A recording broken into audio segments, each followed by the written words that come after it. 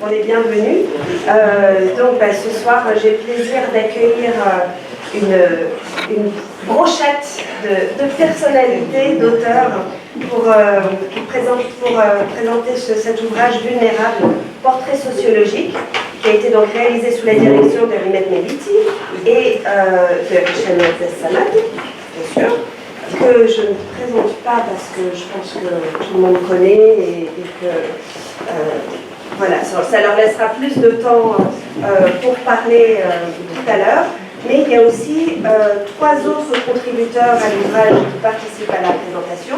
Donc Monia Lachraf, sociologue et chercheur associé à l'IRMC, Hayet Moussa, sociologue qui enseigne à l'Institut supérieur des sciences humaines de Tunis, et Adrien Thibault, qui est postdoctorant en sciences politiques à l'Université de Strasbourg et qui est actuellement en accueil à l'IRMC.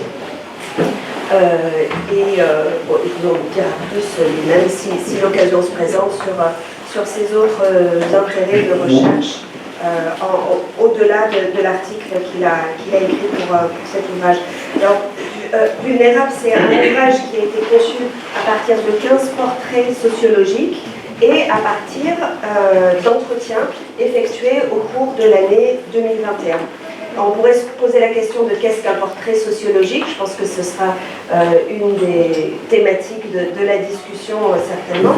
Mais moi, ce que j'ai envie d'en dire pour l'instant, c'est que c'est une entrée à partir de l'individu qui permet de tirer les fils de sa vie et qui, pour reconstituer un cadre de vie, une socialisation et au-delà une société.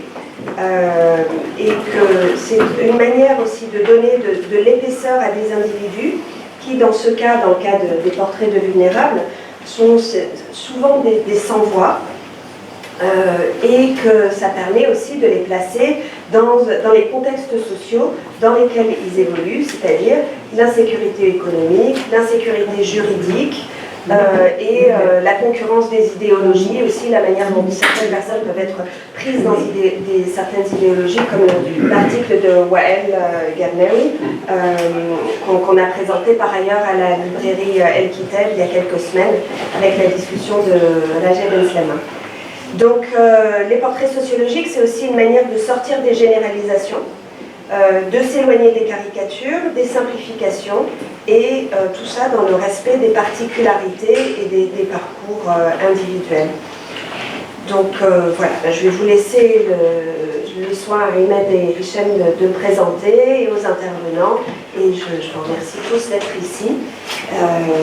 Et voilà, je vous laisse la parole. Merci Katia. Je ne sais pas qu'est-ce qu'on pourrait dire de plus, tu as tout dit. Mais tu m'as trouvé une aide. Non.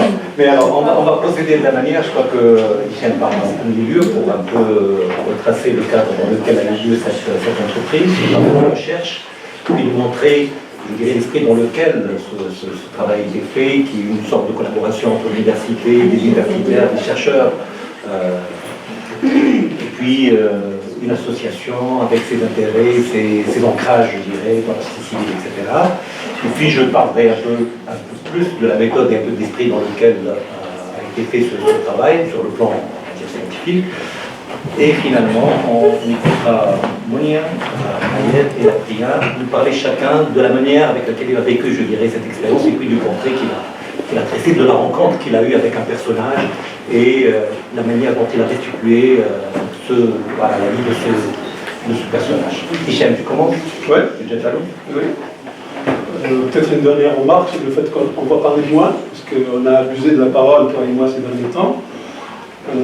Donc on va juste, comme tu as dit, moi je vais juste dire deux mots sur le contexte à la fois sociopolitique et intellectuel qui a vu naître cette idée du bouquin.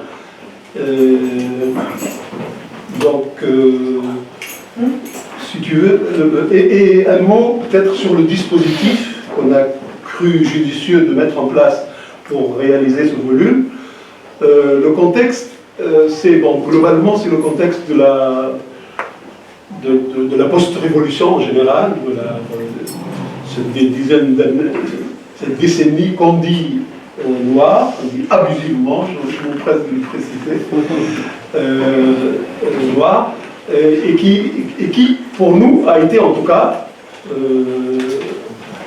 a créé une opportunité qui est celle de la coproduction d'un savoir social qui à mon avis, a beaucoup d'intérêt, qui a permis l'articulation de l'effort d'un mouvement associatif naissant et du travail académique et de l'effort des universitaires qui avaient commencé le travail de terrain avant, mais beaucoup moins qu'après la Révolution.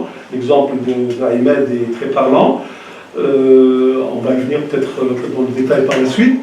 Donc, cette opportunité-là nous a permis de partir d'un premier constat.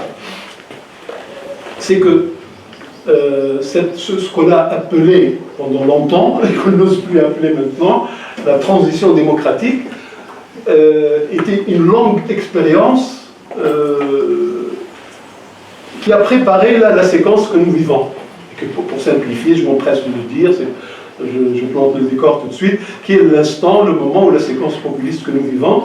Donc cette séquence-là a été préparée par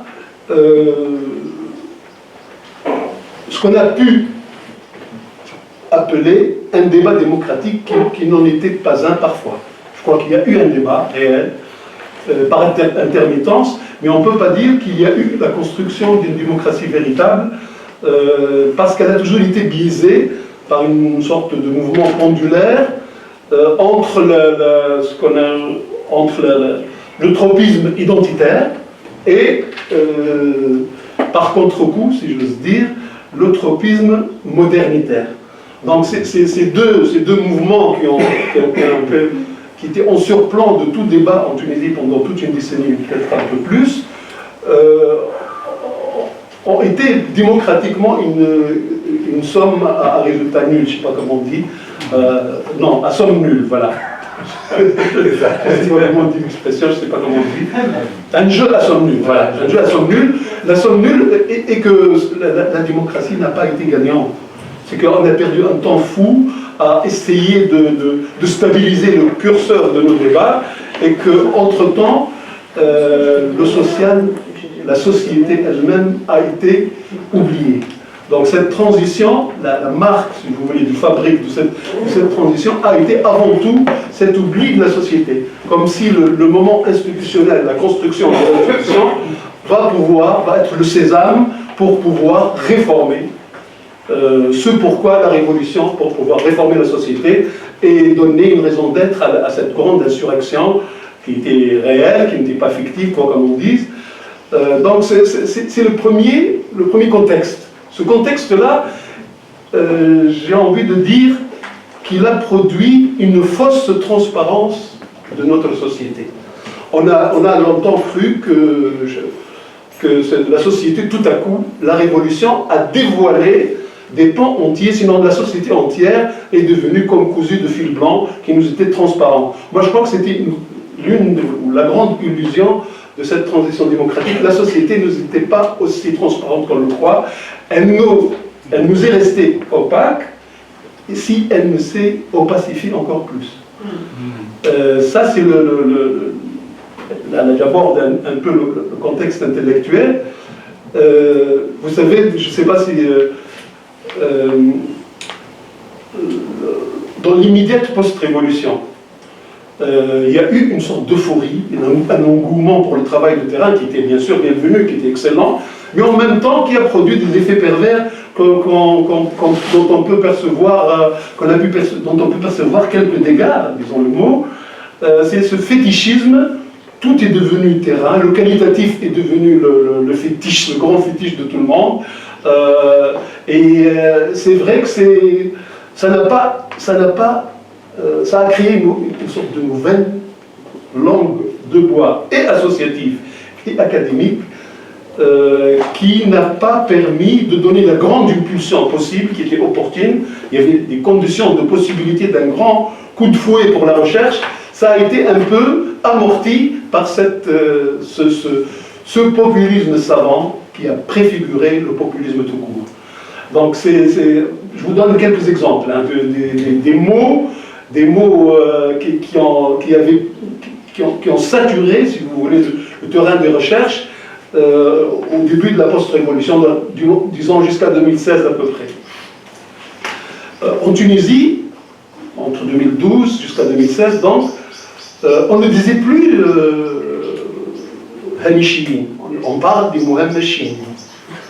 On ne dit plus chômeurs, on parle des Mu'attalin. L'autre jour, je me suis amusé à traduire ce mot-là, Muhammashin, bon, on peut dire marginalisé. Mais les autres, on peut le traduire par enchômagé ou mis en chômage. Je ne sais, voilà, empêcher de travailler. Voilà. Enchômagé, je trouve ça pas mal. Je suis traducteur, c'est pour ça. Voilà, il y a une marque d'invention. Donc, c'était une manière de dédouaner, si vous voulez, une partie de la société de ce fait-là. C'était une manière de dire tout procède de l'État. Bien sûr, ça exprime une frustration, une nostalgie peut-être de l'État social, qui était un peu instituteur du social en Tunisie, mais en même temps, c'était une manière simplifiée, et puis d'être surtout du bon côté du manche, du bon côté de la révolution. Donc c'est ce que j'ai appelé à un moment ce populisme des premiers de la classe, a longtemps régné, et à mon avis, n'a pas participé à dissiper cette grande illusion, cette fausse transparence. Je me souviens, vous savez qu'à un moment de mon temps, dans nos folles années de jeunesse, il y avait deux mots d'ordre qui n'a pas fait d'enquête, n'a pas droit à la parole. Fakra aussi. Oui. Un autre texte, lu par tout le monde, dans l'extrême gauche tunisienne, disait d'où viennent les idées justes. Et l'impression que j'ai, c'est qu'après 2011, c'était ce mot d'ordre, cette injonction, si vous voulez, cette sentence et cette interrogation qui s'articule, était devenu le mot d'ordre non assumé, une sorte de maoïsme de M. Jourdain, si j'ose dire, qui surplombait la recherche. Donc, si vous voulez, l'idée de ce bouquin-là est venue d'un impératif, voilà, cherchez le mot, d'un impératif qui est de rendre un peu d'étrangeté à notre société. De dire que les mecs, cette société-là n'est pas aussi transparente que vous le croyez. C'était ça le souci majeur. Le souci qui a dit, en même temps, donc le mot d'ordre a été dévisagé, regarder la société de près. Bien sûr, notre ambition au départ était peut-être un peu trop grande, on voulait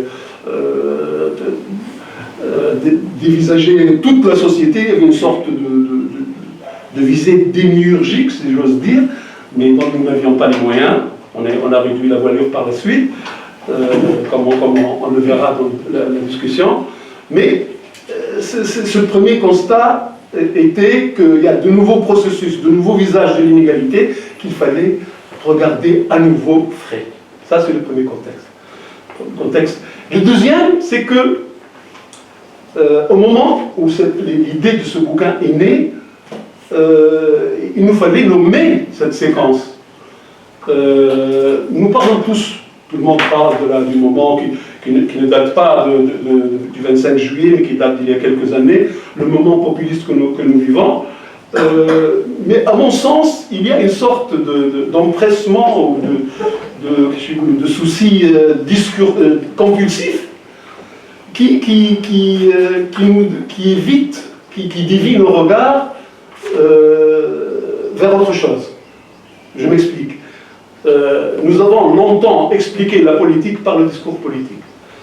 Ce tropisme des politologues ou le tropisme politologique a longtemps, même quand on prétend parler de sociologie, même quand on fait de la sociologie politique ou de la sociologie pure, de la sociologie sociale, si j'ose dire, permettez-moi cette tautologie, on est toujours comme obnubilé par le tout politique, par ce tropisme-là. Donc on voulait, pour une fois, aller sortir de cet impératif-là, de cette contrainte, et mettre entre parenthèses l'explication par le tout populisme, et essayer de voir pourquoi les conditions de possibilité de ce populisme-là, des conditions sociales de possibilité. Qu'est-ce que cette disponibilité populaire au populisme? Voilà ce qu'on veut interroger dans ce bouquin-là, dans notre intention de départ. C'était d'essayer d'expliquer ça. Bien sûr, par la suite, vous savez, la recherche vit sa vie. Elle aboutit toujours à des résultats ou plus importants, parfois des divines surprises, ou alors beaucoup moins importantes. En tout cas, nous, ce qu'on a fait, on l'a envisagé avec une grande hypothèse, avec beaucoup d'ambition, mais comme un work in progress, et à l'arrivée, on s'est contenté de ce qu'on a fait. Donc, maintenant, j'aborde, pour ne pas trop accaparer la parole, le dispositif qu'on a choisi. Le dispositif qu'on a discuté avec Aymed, bien sûr, le premier point du dispositif, qui va diriger ce travail, qui va faire ce travail-là. On s'est adressé aux sociologues par excellence, selon moi et selon nous. Il n'est pas le seul, bien sûr, je plaisante, mais pour dire qu'en fait, à quelqu'un qui, à nos yeux, incarne cette double dimension dont on avait besoin, la quotient universitaire, quotient au bon sens du terme, le gage, si vous voulez, et en même temps une expérience du terrain, et une expérience qui ne date pas seulement de l'euphorie post-révolutionnaire. Donc, on s'est adressé à Aymed, qui nous a un peu, comment dire, ramené à des dimensions plus modestes, à une vision plus modeste du travail. C'est lui qui a tout de suite dit arrêtons, le nouveau visage de l'inégalité, il faut se lever tôt, il faut attendre un peu. Ça, c'est la première chose. Ensuite, il nous fallait absolument associer de jeunes chercheurs. C'est pas seulement par ce culte généralisé des jeunes, ce culte post-révolutionnaire, parce que je crois, nous sommes parmi ceux qui croient qu'il y a de nouveaux chercheurs qui ont déboulé dans l'arène de la recherche et qui ont beaucoup de mérite et beaucoup de compétences. Donc on voulait les associer. Donc il y a beaucoup de jeunes dans ce travail-là. Par la suite, à partir d'un protocole, si vous voulez, minimaliste, encore une fois discuté avec Aymed, sur la nécessité d'aborder un certain nombre de questions, la liberté a été laissée aux divers chercheurs de faire leurs recherches comme ils l'entendent. Bien sûr, un impératif de ce protocole-là, c'est que savoir doser, articuler la parole de l'enquêté, la parole des acteurs, avec la parole corrective ou la parole, si vous voulez, conceptualisante du chercheur. Bien sûr, la primauté, le primat a été donné au discours des acteurs, comme on l'a précisé tout de suite en introduction. Par la suite, il fallait, et je conclus par là, avec Aymed, on a dit qu'il fallait, puisqu'il s'agit de récits, de vie ou de récits, de portraits, comme on a dit, il fallait avoir un souci minimal d'écriture. Un souci minimal aussi de ne pas trop céder à vous savez, au style un peu crissier au genre, peut-être, qui est un peu compassionnel. Nous n'avons pas, je vous le dis tout de suite, nous n'avons pas toujours réussi à brider l'enthousiasme de certains chercheurs, mais globalement, je crois qu'on a que pour un premier travail, ça vaut peut-être le détour. Voilà. Merci à toi, Ahmed. Merci, Hichem. Merci. Alors, je compléterai un peu ce que dit Hichem, mais sur un autre plan qui est beaucoup plus, on va dire, la dimension un peu méthodologique et l'esprit dans lequel ce livre a été engagé, a été fait. Alors, je crois que ce livre, enfin, en ce qui me concerne moi, mais aussi une partie des chercheurs, des spécialistes en sciences sociales, est une sorte de pas en avant dans la direction d'une sociologie qualitative qui s'assume. J'ai le souvenir que, Mahfoud est là, en 2006, nous avons fait ce travail sur les adolescents, et je crois que ce livre qui a été publié par CPU, c'est-à-dire lu par personne pratiquement, était l'un des premiers livres qui abordait réellement, je dirais, l'approche qualitative de manière conséquente et qui utilisait des extraits d'entretien, qui donnait la parole aux acteurs, qui étaient soucieux je dirais, d'être attentifs à leur point de vue, etc. Et depuis, il n'y a pas que nous, d'autres chercheurs ont aussi fait beaucoup de qualitatifs. Je crois que c'est un peu une mode aussi, un engouement qui dépasse les frontières de la Tunisie. On est devenu de plus en plus, je dirais, attentif à cette dimension. Et je crois que ce livre vient un peu, je dirais, voilà, dans cette trajectoire, il vient dans ce parcours assez particulier, mais il nous permet de franchir un cap. Je parle ici du cas tunisien et de la sociologie tunisienne. Il nous permet de franchir un cap à deux niveaux. Réellement, le fait de s'intéresser à l'infiniment petit, le fait d'aller sonder la vie d'individus en particulier, en mettant l'accent sur des parcours singuliers, sans couper leurs paroles, sans je dirais, démonter leur discours pour essayer de remplir des cases théoriques qui sont déjà prêtes dans notre esprit, etc. Et deuxième chose qui est très importante à mon sens, qui est le fait d'accorder beaucoup d'importance à l'écriture. L'écriture comme étant quelque chose qui n'est pas uniquement une mise à mot des choses. Parce que l'écriture n'est pas que le fait, je dirais, d'utiliser l'instrument linguistique pour rendre compte d'une réalité, etc. Je crois que dans cet ouvrage-là, le souci de l'écriture a été un souci prépondérant, très important, et nous avons essayé, par tous les moyens, de faire en sorte qu'il s'agisse de textes écrits, pas au sens littéral du terme, mais écrits, c'est-à-dire avec un travail d'écriture, que les auteurs soient des écrivains, tels que l'entendrait Barthes, je dirais, pas des écrivains, comme il dit. Voilà. C'est un peu cette dimension. Alors, je reviens maintenant à l'esprit de l'ouvrage pour rappeler deux ou trois petites choses. Généralement, en sociologie, dans les textes classiques de la sociologie, les sociologues étaient habitués, d'une certaine manière, à découper la parole des acteurs, c'est un quantifiant du qualitatif, petits bouts, des petits extraits, qu'ils utilisent ensuite pour illustrer des théories, etc. Et les sociologues sont très souvent très habiles, je dirais, à manier des lieux communs de la recherche, une rhétorique de la recherche, des mots, des concepts qu'ils ne définissent toujours pas d'ailleurs, tellement ils sont évidents pour eux, etc. Et je crois que ce que ne savent pas faire les chercheurs, c'est en vérité raconter des histoires. Raconter des histoires, reprendre ou restituer des parcours, c'est une tâche qui est très difficile et nous l'avons réellement réalisé en faisant cela. On était obligé à maintes reprises de demander aux collègues de reprendre leurs textes parce qu'ils nous remettaient des articles, pas des portraits, en quelque sorte, avec un appareil de notes, etc. On a été obligé de leur dire, par exemple, limitez-vous à 4 ou 5 références, pas plus que ça. Et, enfin, il y avait un peu, je dirais, une injonction qui nous a permis de nous approcher autant que possible d'une manière d'écrire qui n'est pas habituelle pour un sociologue, qui consiste en vérité à raconter des histoires. Alors tous les portraits qui sont dans ce volume partagent en commun quelque chose. Partagent en commun une sorte d'asymétrie sociale, ils sont victimes, je dirais, d'une forme d'asymétrie, ils vivent ça comme une injustice, etc. Et ce qui les distingue, c'est leur capacité à mettre à distance des dispositifs de domination. Et vous allez voir que dans les récits, dans les portraits, on a ceux qui se résignent, on a ceux qui se révoltent, on a ceux qui optent pour l'action collective, mais nous avons aussi ceux qui, en vérité, trouvent des chemins de traverse pour essayer de construire leur vie telle qu'ils pourraient le faire d'une manière ou d'une autre, par la débrouille, par le voyage, par la migration, etc., par toutes sortes de choses. C'est ça ce qui est commun. D'accord ? Et dans je dirais, dans ce sac, j'ose dire, dans ce tiroir, nous avons posté toutes sortes de portraits.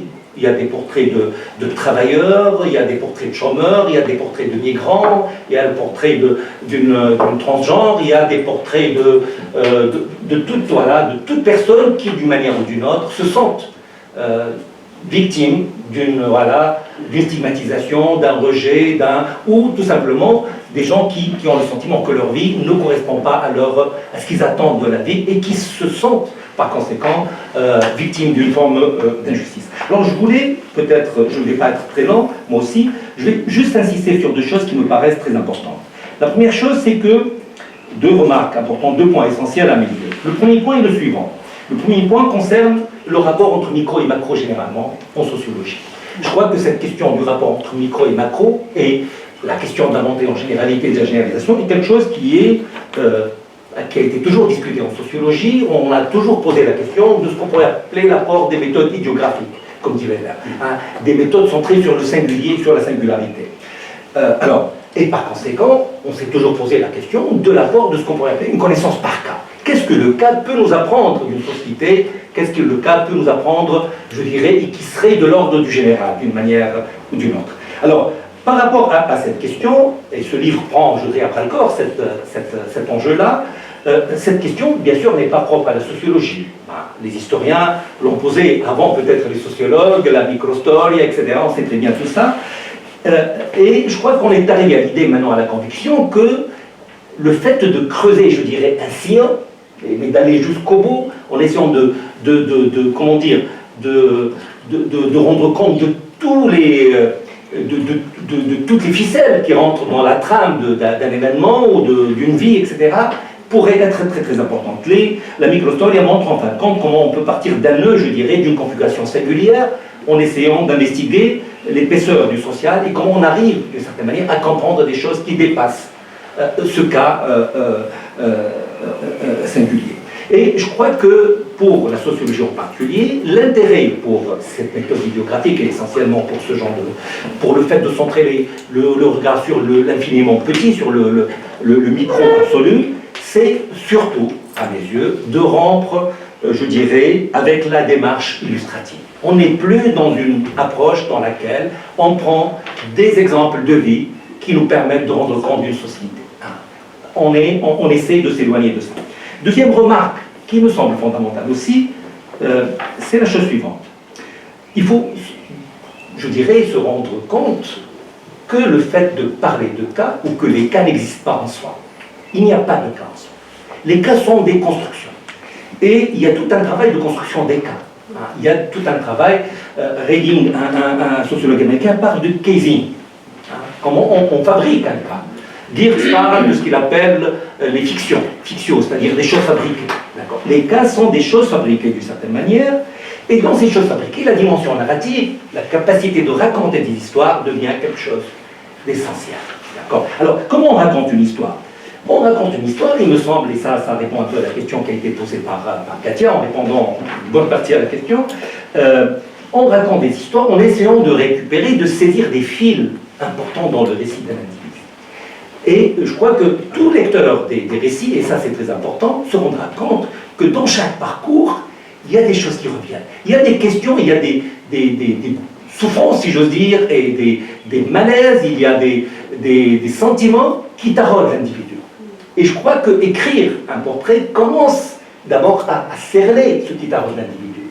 Ce qui le taraude, c'est peut-être, je dirais, le fait de sentir que sa vie n'avance pas, par exemple. Ça, c'est quelque chose de très fréquent. Ce qui le taraude, c'est qu'il a des projets qui n'aboutissent pas. Ce qui le taraude, c'est la violence de son environnement. Toutes sortes de choses, selon les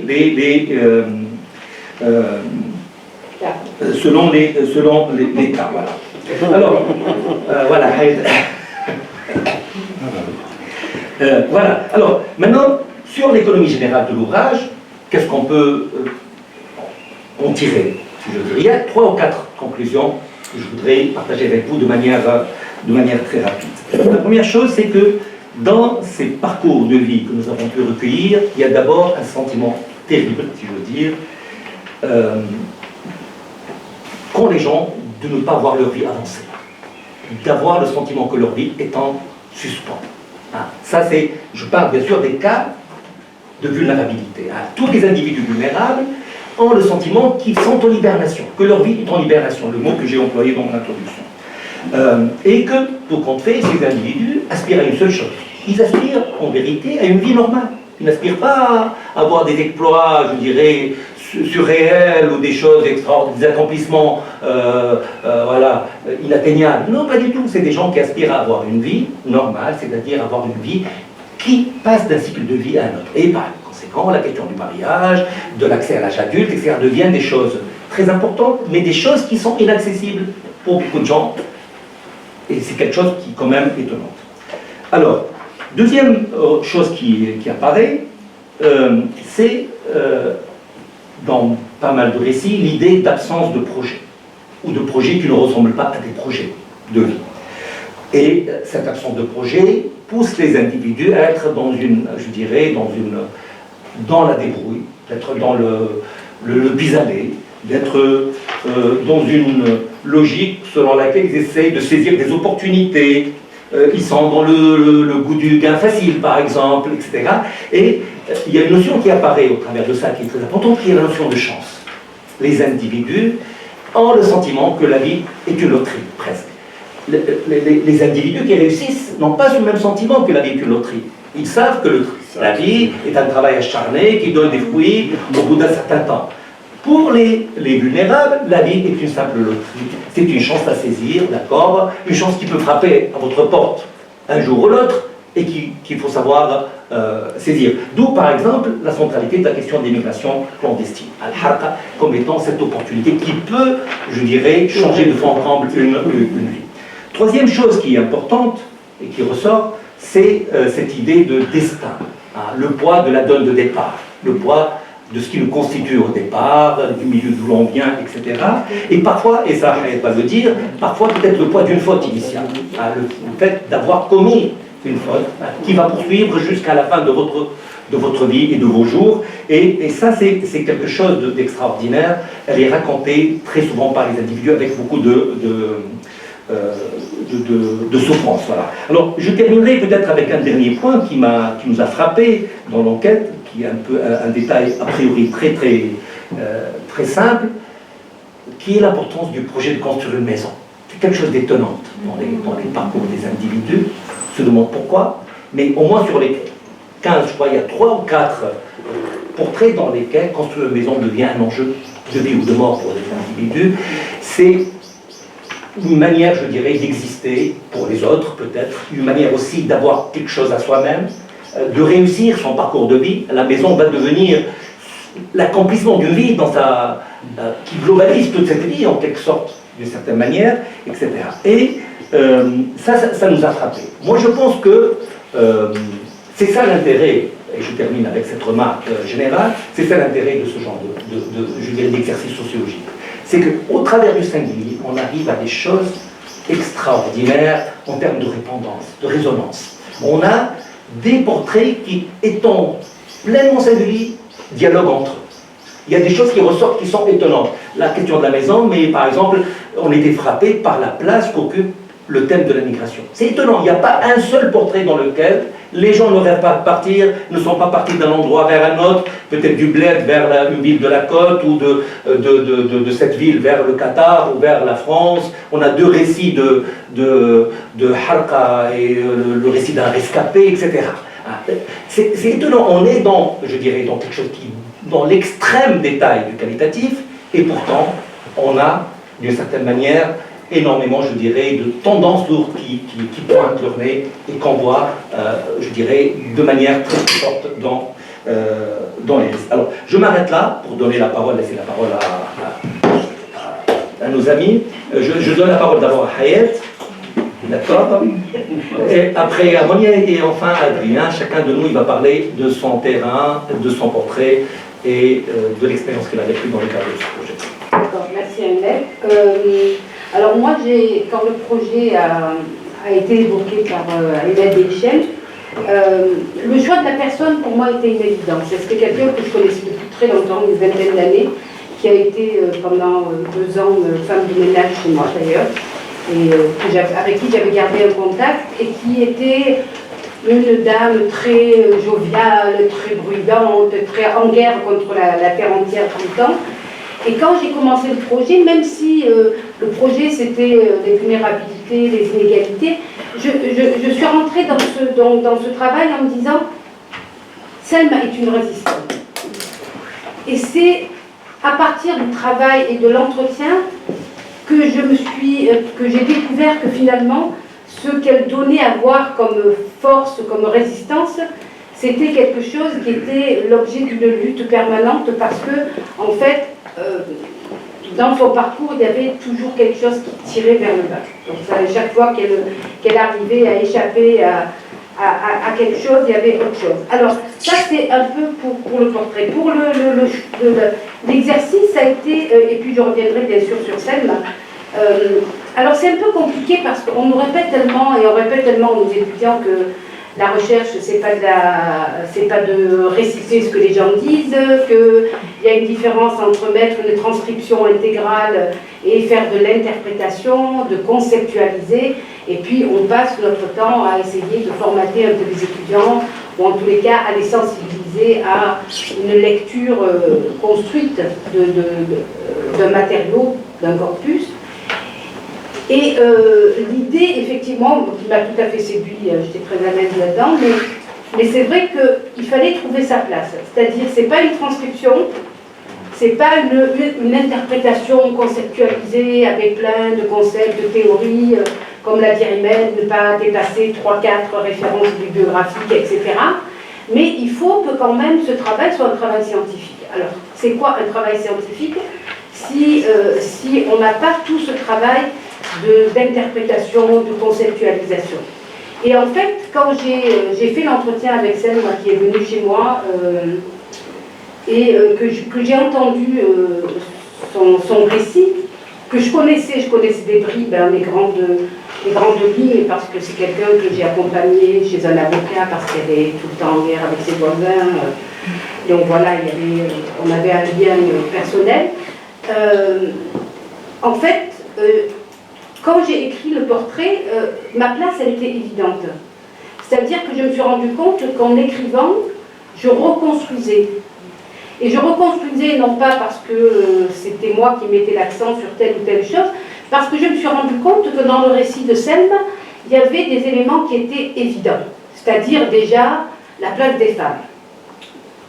Selma a toujours été soutenue par les femmes et a toujours été plus ou moins écrasée par les hommes. Les hommes de son quartier, les hommes de la police, ses voisins, c'est toujours les figures de l'oppression ont été toujours pour Selma des hommes. Et les figures de la solidarité ont toujours été des femmes. Et donc, dans son parcours, elle en parle avec beaucoup d'aisance. Voilà, les femmes m'ont aidée. J'ai fait une fugue, une femme est venue me dire, bon, tu peux venir à Tunis, devenir femme de ménage. Et puis voilà, ça s'enchaîne. De solidarité féminine en solidarité féminine, ça c'était quelque chose qui était marquant. Par exemple, autre chose qui revenait, c'est la place de la faute dont parlait Rimel, parce que Selma est une mère célibataire. Donc elle a rencontré quelqu'un à Tunis, elle a eu un enfant, il n'a pas voulu le reconnaître, puis donc elle a trouvé des femmes et qui l'ont soutenue, accompagnée, aidée à coucher, hospitalisée, etc. Et quand on écoute Selma, en fait, cette faute initiale, elle n'en parle pas comme d'une faute. C'est-à-dire que dans son discours, elle assume ça, et puis elle dit, après tout, l'escoltorle. Tout le monde se trompe dans la vie, et on ne va pas me tenir rigueur toute ma vie d'une faute que j'ai faite, mais on se rend compte dans son récit que cette faute l'accompagne par le regard et par la norme sociale. C'est-à-dire que on va sans cesse lui rappeler qu'elle a commis cette faute. Et même le comportement des gens va être fortement marqué par le fait que c'est une femme célibataire, qu'elle vit seule avec sa fille, qu'elle a acheté sa maison toute seule, qu'elle est probablement une prostituée parce qu'elle sort le matin, elle rentre le soir et bien sûr les voisins s'en donnent à cœur joie pour inventer des histoires, etc., etc. Et la troisième chose qui marque vraiment son histoire, c'est le rapport aux institutions policières et judiciaires. C'est quelqu'un qui croit dans l'institution judiciaire. Et c'est quelqu'un qui a toujours été victime d'une violence extrême de la part de la police dans son quartier, quand elle va porter plainte, qu'elle est menottée, qu'elle est giflée, que sa fille est giflée, qu'elle est arrêtée, qu'elle est amenée en prison, qu'elle passera quelques jours en prison sans que sa fille sache où elle est, etc. Et donc les trois grands marqueurs de son récit, c'est vraiment cette faute, mais cette faute que les autres considèrent comme une faute, mais qu'elle assume, cette place de la femme dans une société tunisienne, et ces institutions qui, au lieu de l'aider, et elle le dit clairement, moi j'avais confiance dans les institutions, mais maintenant je n'irai plus jamais voir un policier, parce que l'institution n'est que violence à mon égard. Et l'institution n'est violente que parce que c'est une femme et une femme célibataire. Donc voilà. Donc en fait la boucle est bouclée et elle a beau essayer d'échapper à ça, ça revient toujours. Et ce qui est marquant aussi dans son récit, c'est qu'en fait sa fille, qui a été socialisée finalement dans un milieu bourgeois de la Marsa, parce qu'elle l'amenait avec elle, parce qu'elle parlait, sa fille a fait des études de français, elle est de Jalab d'ailleurs, qui a été socialisée dans ce milieu un peu bourgeois, classe moyenne. Finalement, Selma et sa fille sont en rupture totale avec le milieu populaire dont elles sont issues. Elles ne trouvent pas leur place. Et Selma le dit clairement, je suis issue d'un milieu populaire, mais je ne suis pas acceptée. C'est-à-dire que dans mon quartier, je suis détestée, je suis violentée, je suis agressée, je ne rentre pas chez moi.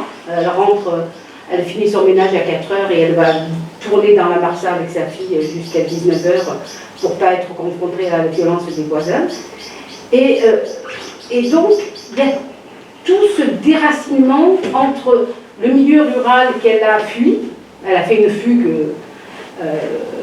après une querelle avec son père et sa mère, et donc c'est quelqu'un qui essaie malgré tout de trouver sa place. Alors sa place, comme disait Ahmed, c'est la maison.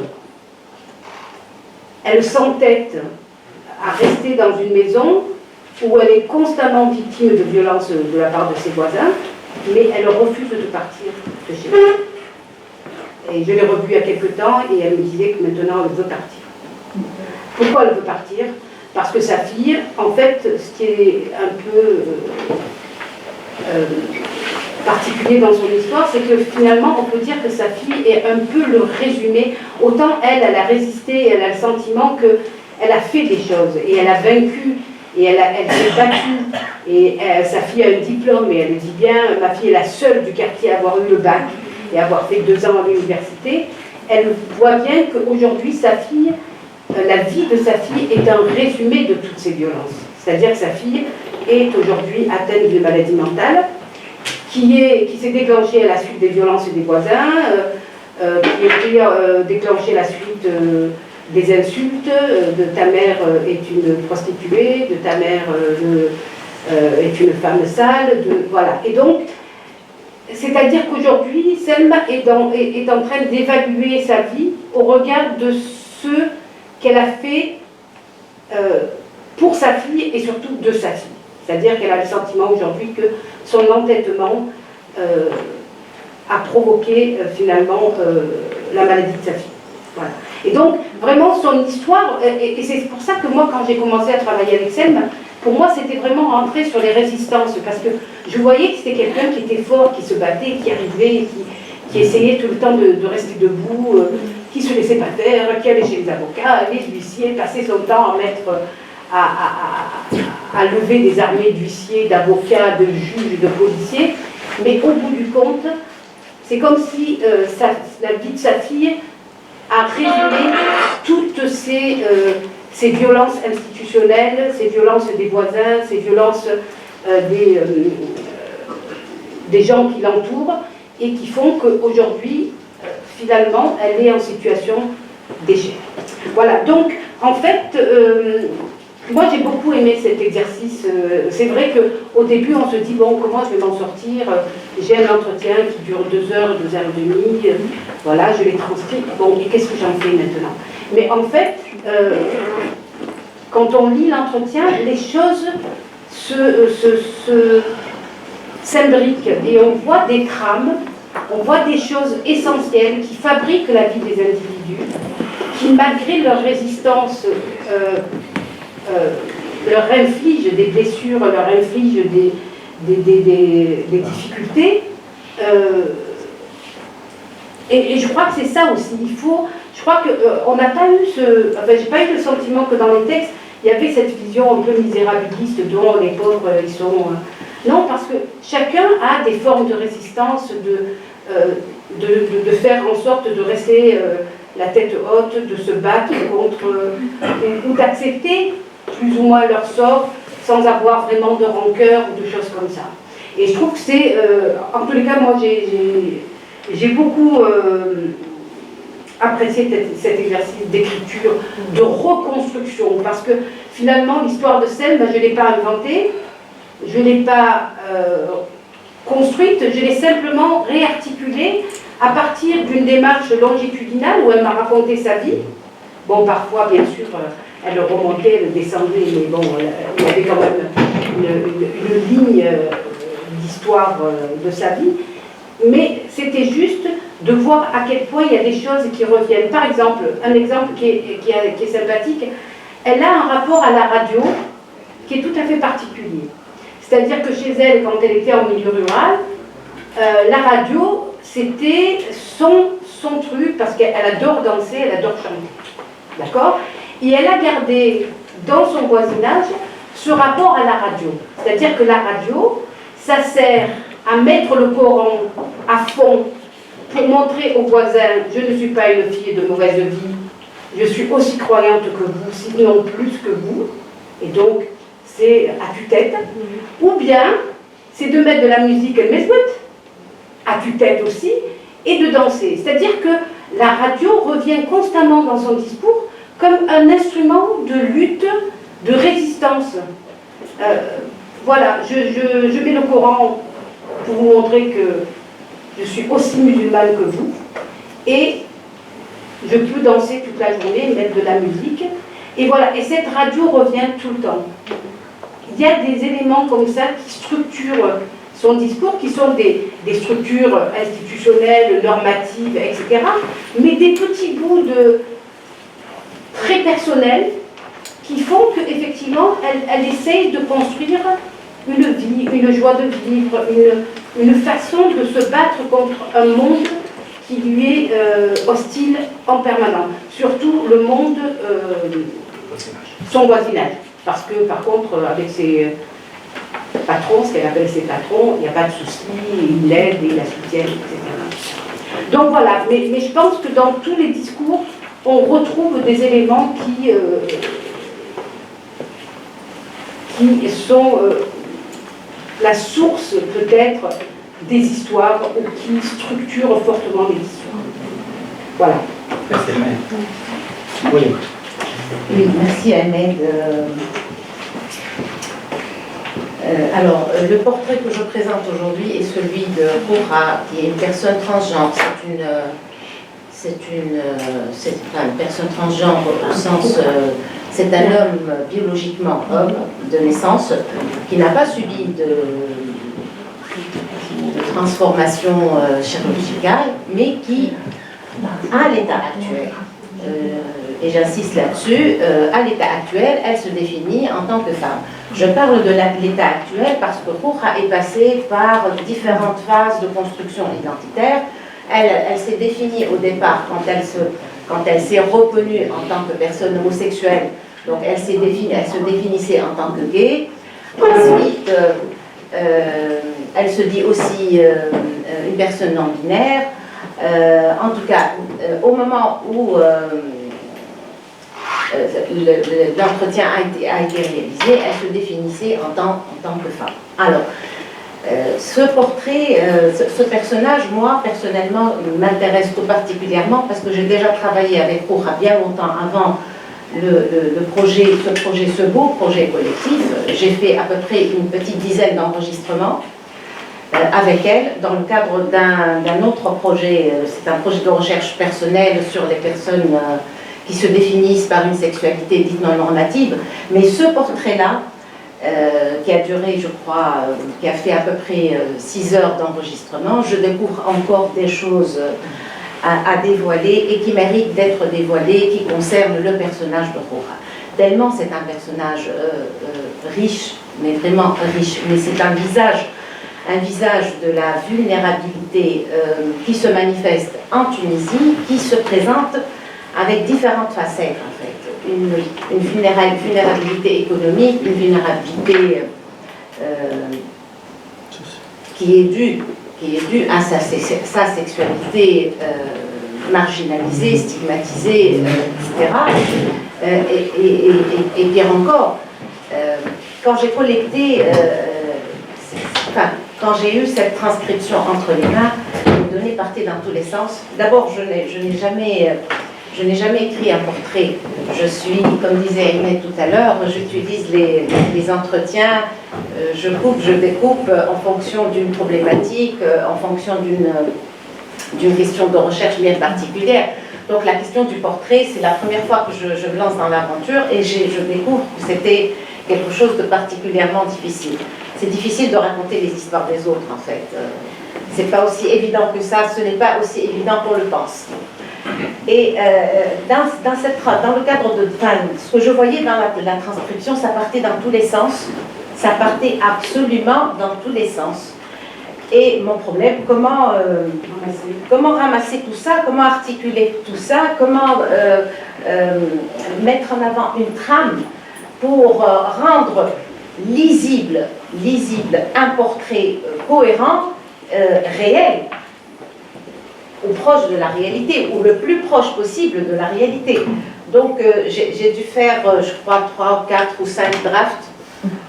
Bon, ça ne me plaît pas, enfin ça ne me plaît pas, ou je sens que c'est pas ça, je sens simplement intuitivement. Non, c'est pas ça, donc il faut que je reprenne, il faut que j'aille par-ci, il faut que je touche par là. Il y a quelque chose que... Il y a un noyau dur de cette histoire de Roura. Et le noyau dur, je le découvre en fin de compte, finalement, ce n'est pas sa sexualité comme je pouvais le penser, ou comme beaucoup d'entre nous pouvaient le penser. Ce n'est pas du tout sa sexualité, c'est son genre. Puisque le genre de Roura, c'est un homme biologiquement, mais qui est de genre féminin et qui se présente dans l'espace public. Le langage qu'on utilise, en tout cas, il est efféminé. C'est un homme efféminé. Mraoui. Voilà. Mraoui, voilà, exactement. Mraoui, c'est un mot gentil, hein.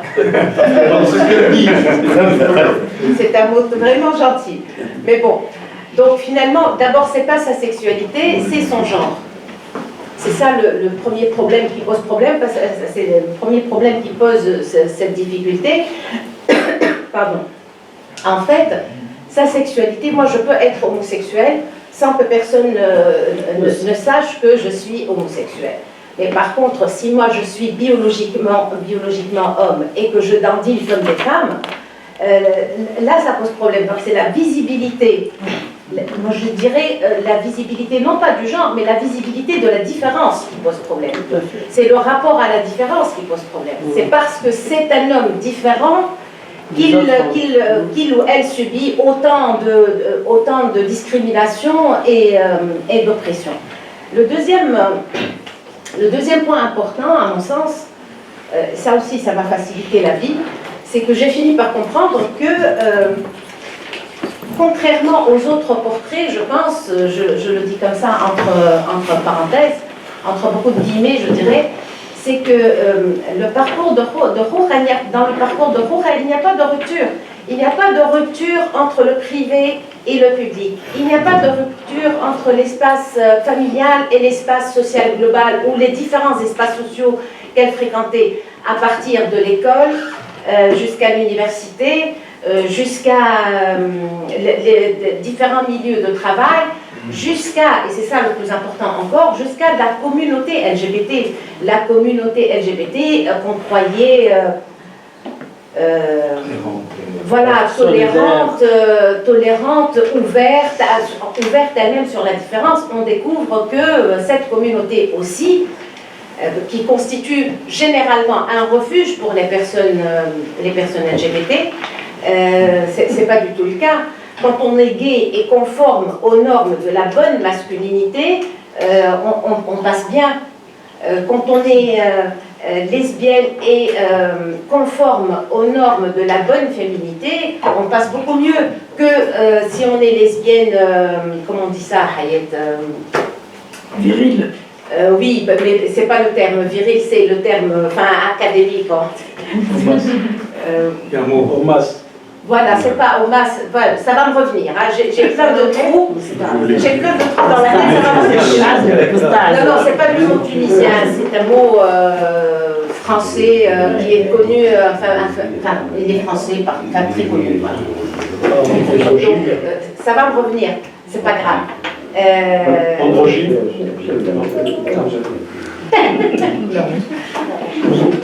Alors, c'est pas grave. En tout cas, le problème de Roja, c'est que justement, le passage, tout le parcours se passe et se déroule dans cette problématique du rapport à la différence, du rejet, du refus, de la stigmatisation, de la marginalisation, etc.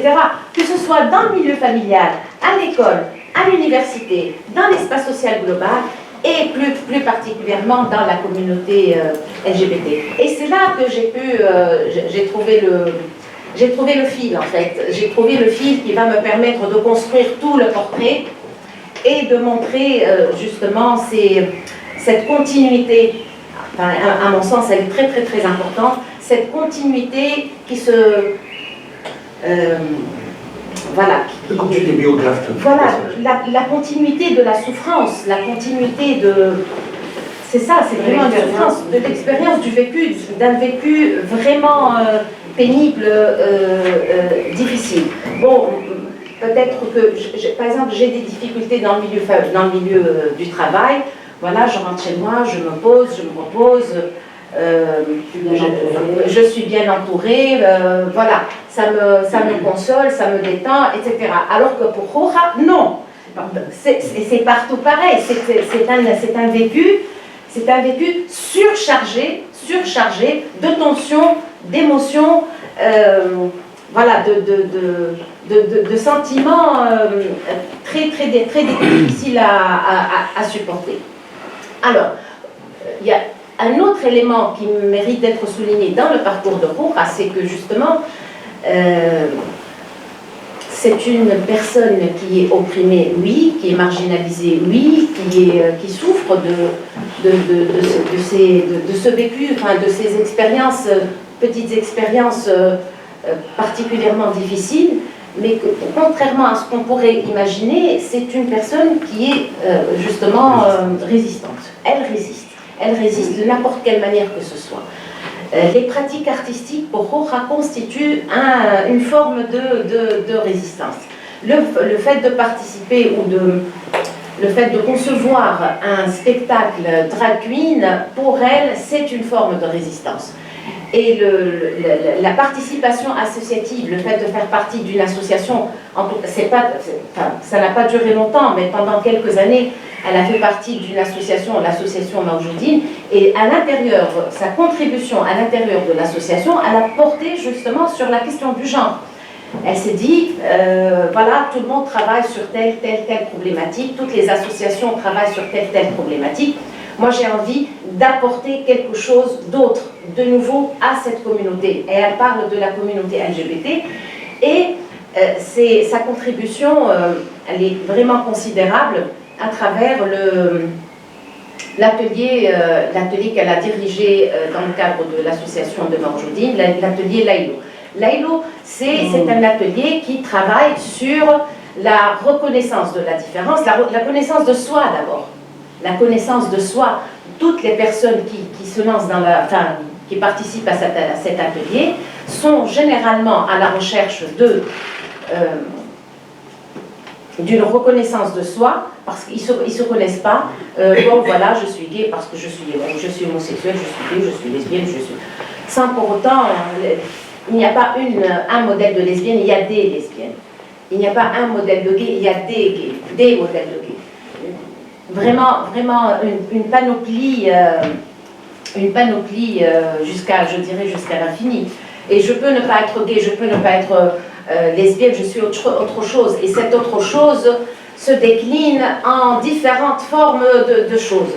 Et cet atelier permettait exactement de se connaître, de connaître les différents genres possibles, ou la panoplie des genres qui est susceptible de se développer. Mais à côté de cela, c'est apprendre, l'atelier permettait à ces personnes-là d'apprendre à être, non pas tolérantes, parce que le terme tolérance, c'est comme si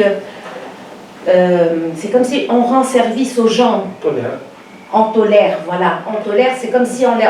Non, on n'est pas du tout dans la perspective de de la tolérance, on est plutôt dans la reconnaissance.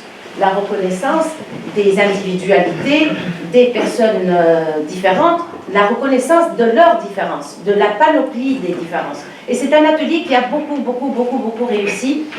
Il s'est étalé, je crois, de mémoire comme ça, sur 4 années, et il a apporté beaucoup de fruits. Mais à côté de Mawjoudine, de ces questions de l'atelier Laïlou, du drag queen, Roura aussi, elle se définit comme féministe. Elle se définit comme féministe et elle s'engage pleinement dans la lutte pour les droits des femmes. Et elle se reconnaît dans ce milieu, dans cet environnement, parce qu'elle considère que voilà, s'il y a une oppression, s'il y a une forme de domination, cette domination, elle est toujours masculine. Et donc, c'est à partir de là qu'elle découvre justement ce rapprochement qu'elle porte en elle, enfin, en fin de compte, un rapprochement avec les femmes. Et donc, elle continue à s'investir, peut-être moins que d'habitude actuellement, moins que d'habitude, pour d'autres raisons. Hein. C'est toujours à cause de cette vulnérabilité, les différentes facettes, je dirais, les différentes facettes de la vulnérabilité. Elle n'est pas stable, elle n'a pas jusqu'à aujourd'hui, Roura n'a pas de source de revenus stable, fixe. Donc elle est tout le temps en train de bricoler. Et voilà. Donc j'espère que j'ai rapporté...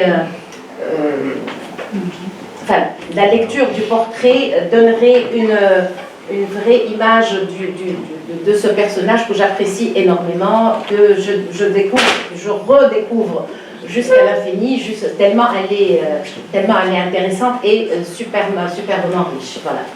Merci, Monique. Je voudrais juste ajouter un truc. Non, 2 minutes, 3 secondes. En fait, quand j'ai revu Selma, je lui ai donné le livre. Ah, d'accord. Et elle m'a dit, elle ne lit pas ni l'arabe ni le français. Mais elle m'a dit, il est en arabe ou en français? Je lui ai dit, il est en français. Ah non, mais je ne lis pas le... En fait, voilà. Donc elle l'a mis dans son sac. Et voilà, donc la restitution était... En arabe. Oui, après il est venu en arabe. Oui. Donc je vais lui donner la version arabe. Qu'elle ne lira pas, elle lira pas non plus, ni l'arabe ni le français. Adrien, on termine la boucle. Oui, je vais essayer de faire trop long. Moi, je voulais peut-être faire un pas de côté par rapport au portrait en lui-même.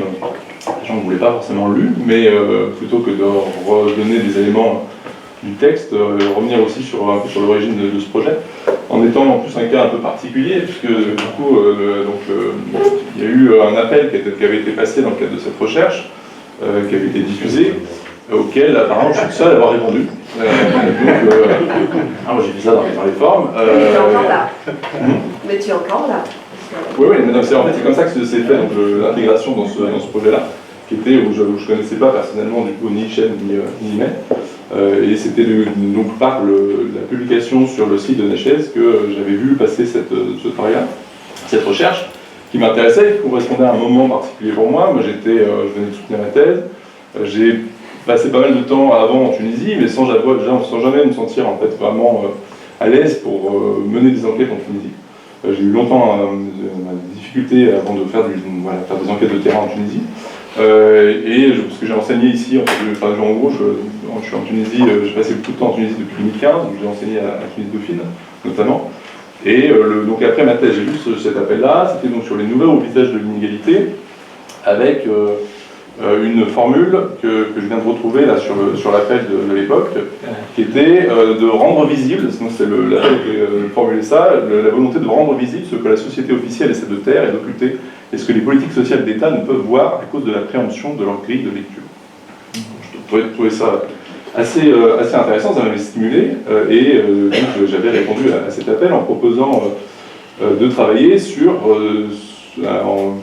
dans une logique en fait, qui m'a rappelé aussi mon goût pour la sociologie et pourquoi j'avais fait de la sociologie au départ.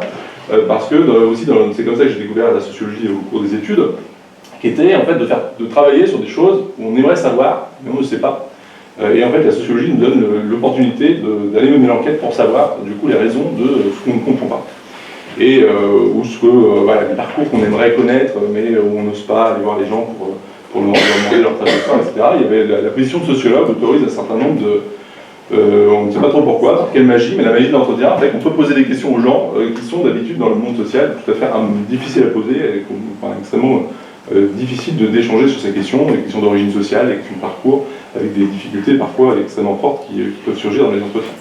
Et donc moi j'habitais dans un quartier à ce moment-là, très particulier, où je m'étais retrouvé un peu là-bas par hasard, mais qui était un quartier très bourgeois, dans lequel il y avait donc un certain nombre de maisons en construction. Donc on est dans la banlieue nord, on est à Guémart, des maisons en construction, et il y avait donc Basile qui était là et que je voyais régulièrement, puisque en fait il gardait un chantier donc, dans cette construction d'une grande villa, une femme qui construit une maison pour ses enfants. C'est une énorme maison avec deux côtés, deux accès, un pour son fils, un pour sa fille, et avec deux piscines de chaque côté, donc tout est fait pour faire deux. Et donc je voyais Basile régulièrement en étant dans ce quartier-là, et on avait sympathisé, mais de manière très superficielle, qui consistait à se dire bonjour, se saluer, ça va, etc. Et donc en fait l'entretien peut donner l'opportunité d'aller beaucoup plus loin la recherche en me disant, mais en fait là il y aurait sans doute quelque chose à creuser, précisément quand on parle de rendre visible ce que la société officielle ne veut pas voir, est-ce que les politiques sociales ne voient pas ou ne veulent pas voir. Après, on peut réfléchir sur l'interprétation, mais en tout cas ne voient pas, ça c'est clair, ne sont pas pris en compte d'abord parce que Basile du coup est désormais irrégulier. Il était au début, il est venu régulièrement en Tunisie dans le cadre d'un séjour de 3 mois, et après son titre a expiré, enfin son droit au séjour a expiré, donc il est irrégulier en Tunisie. J'ai dit que Basile était ivoirien.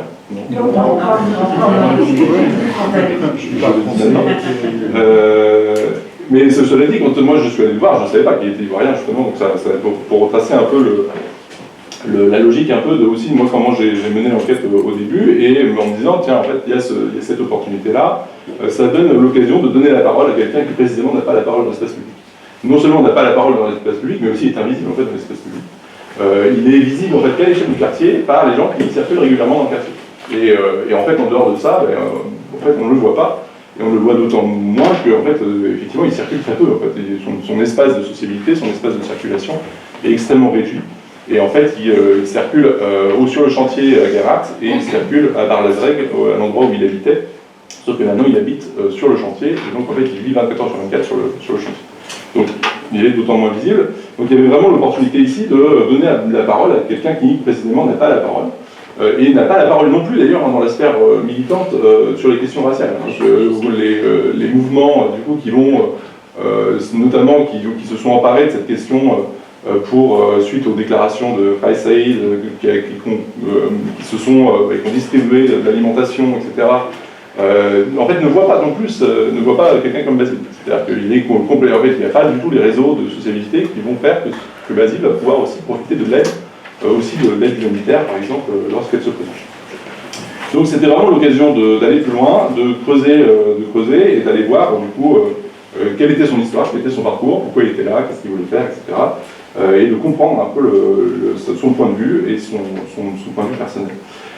Avec une chose aussi, je ne sais pas si on a le droit d'en parler, on n'a pas discuté préalablement, mais ça me semble quand même en fait un point intéressant qui mériterait d'être discuté, c'est le fait que le projet a été financé. Et le projet a été financé, ça veut dire qu'il y a eu de l'argent, il y a eu des financements pour mener cette recherche.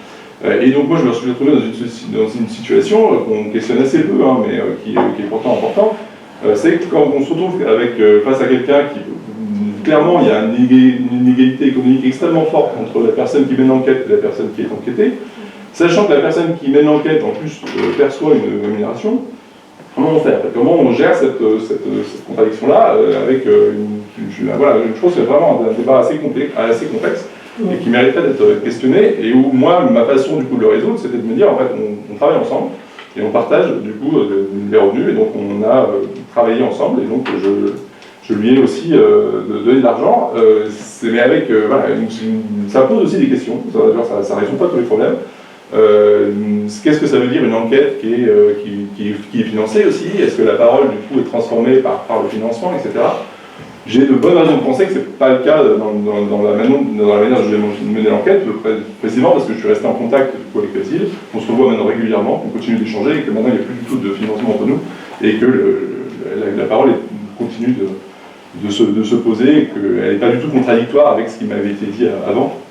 Donc voilà, mais en tout cas, je pense que c'est un point important qui mériterait d'être travaillé davantage.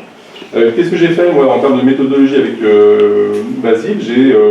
J'avais posé ça dès le départ dans la proposition que je vous avais envoyée, c'était de faire l'entretien en 2 temps, en disant, sachant que quand je vous ai envoyé les propositions, je n'avais encore jamais vraiment parlé avec Basile au-delà des salutations ordinaires. Je ne le connaissais vraiment pas, cette trajectoire. Et je m'étais dit, méthodologiquement, ça serait intéressant de le faire en 2 temps, d'avoir un premier temps aussi pour rentrer en contact, me familiariser avec lui, et puis un second temps pour me servir de, voilà, peut-être une semaine plus tard, un peu quelques jours plus tard, me servir du contact déjà créé, de la familiarité déjà créée par la première situation d'entretien, pour aller plus loin dans le cadre du deuxième entretien. Et ça, je pense que pour le coup, ça marche bien. Je pense que c'est une méthodologie qui est assez opérante dans ces cas-là, de pas, en fait, on ne peut pas obtenir tout de la première fois, et quitter la situation d'entretien et y revenir et continuer l'entretien, ça transforme vraiment la parole d'entretien. D'ailleurs, on passe du vous dans l'entretien au tu, évidemment, ça fait partie des transformations qui s'opèrent par la durée, par le temps, qui n'est pas simplement la durée de l'entretien, mais aussi le fait que ça s'inscrit dans la durée sur plusieurs jours, voire sur plusieurs semaines. Et en fait, moi, quand j'ai poursuivi après la recherche, en gros, j'ai continué à échanger avec Basile, donc je connais aussi toute cette trajectoire, d'autres éléments qu'il m'a communiqués après la recherche, en tout cas après la publication de livre. Donc 2 entretiens, premier entretien qui a duré 2 heures, deuxième entretien qui a duré 4 heures, donc le matériau du portrait est basé sur ces 6 heures d'entretien, sachant qu'en fait, il pourrait encore être densifié par tous les enregistrements que j'ai aussi acquis ultérieurement. Et puis, sur cette question méthodologique, pour resituer la démarche, je voudrais peut-être rebondir sur ce que tu as dit, Ahmed, sur ce qui était intéressant, sur le fait de proposer méthodologiquement quelque chose d'un peu différent et de ne pas se servir de l'entretien comme d'un outil illustratif pour un propos plus général. Et effectivement, en fait, ça, c'est effectivement quelque chose qu'on fait assez peu, qu'on devrait faire, en fait. La manière dont cet entretien-là, dont je l'ai traité, on devrait le faire systématiquement pour tous les entretiens. Et à partir de ce traitement-là, réfléchir au carré en se disant, en fait, comment on peut monter en généralité à partir de tous ces portraits. Mais en fait, on ne fait jamais ça. On ne fait jamais ça parce qu'on n'a pas le temps.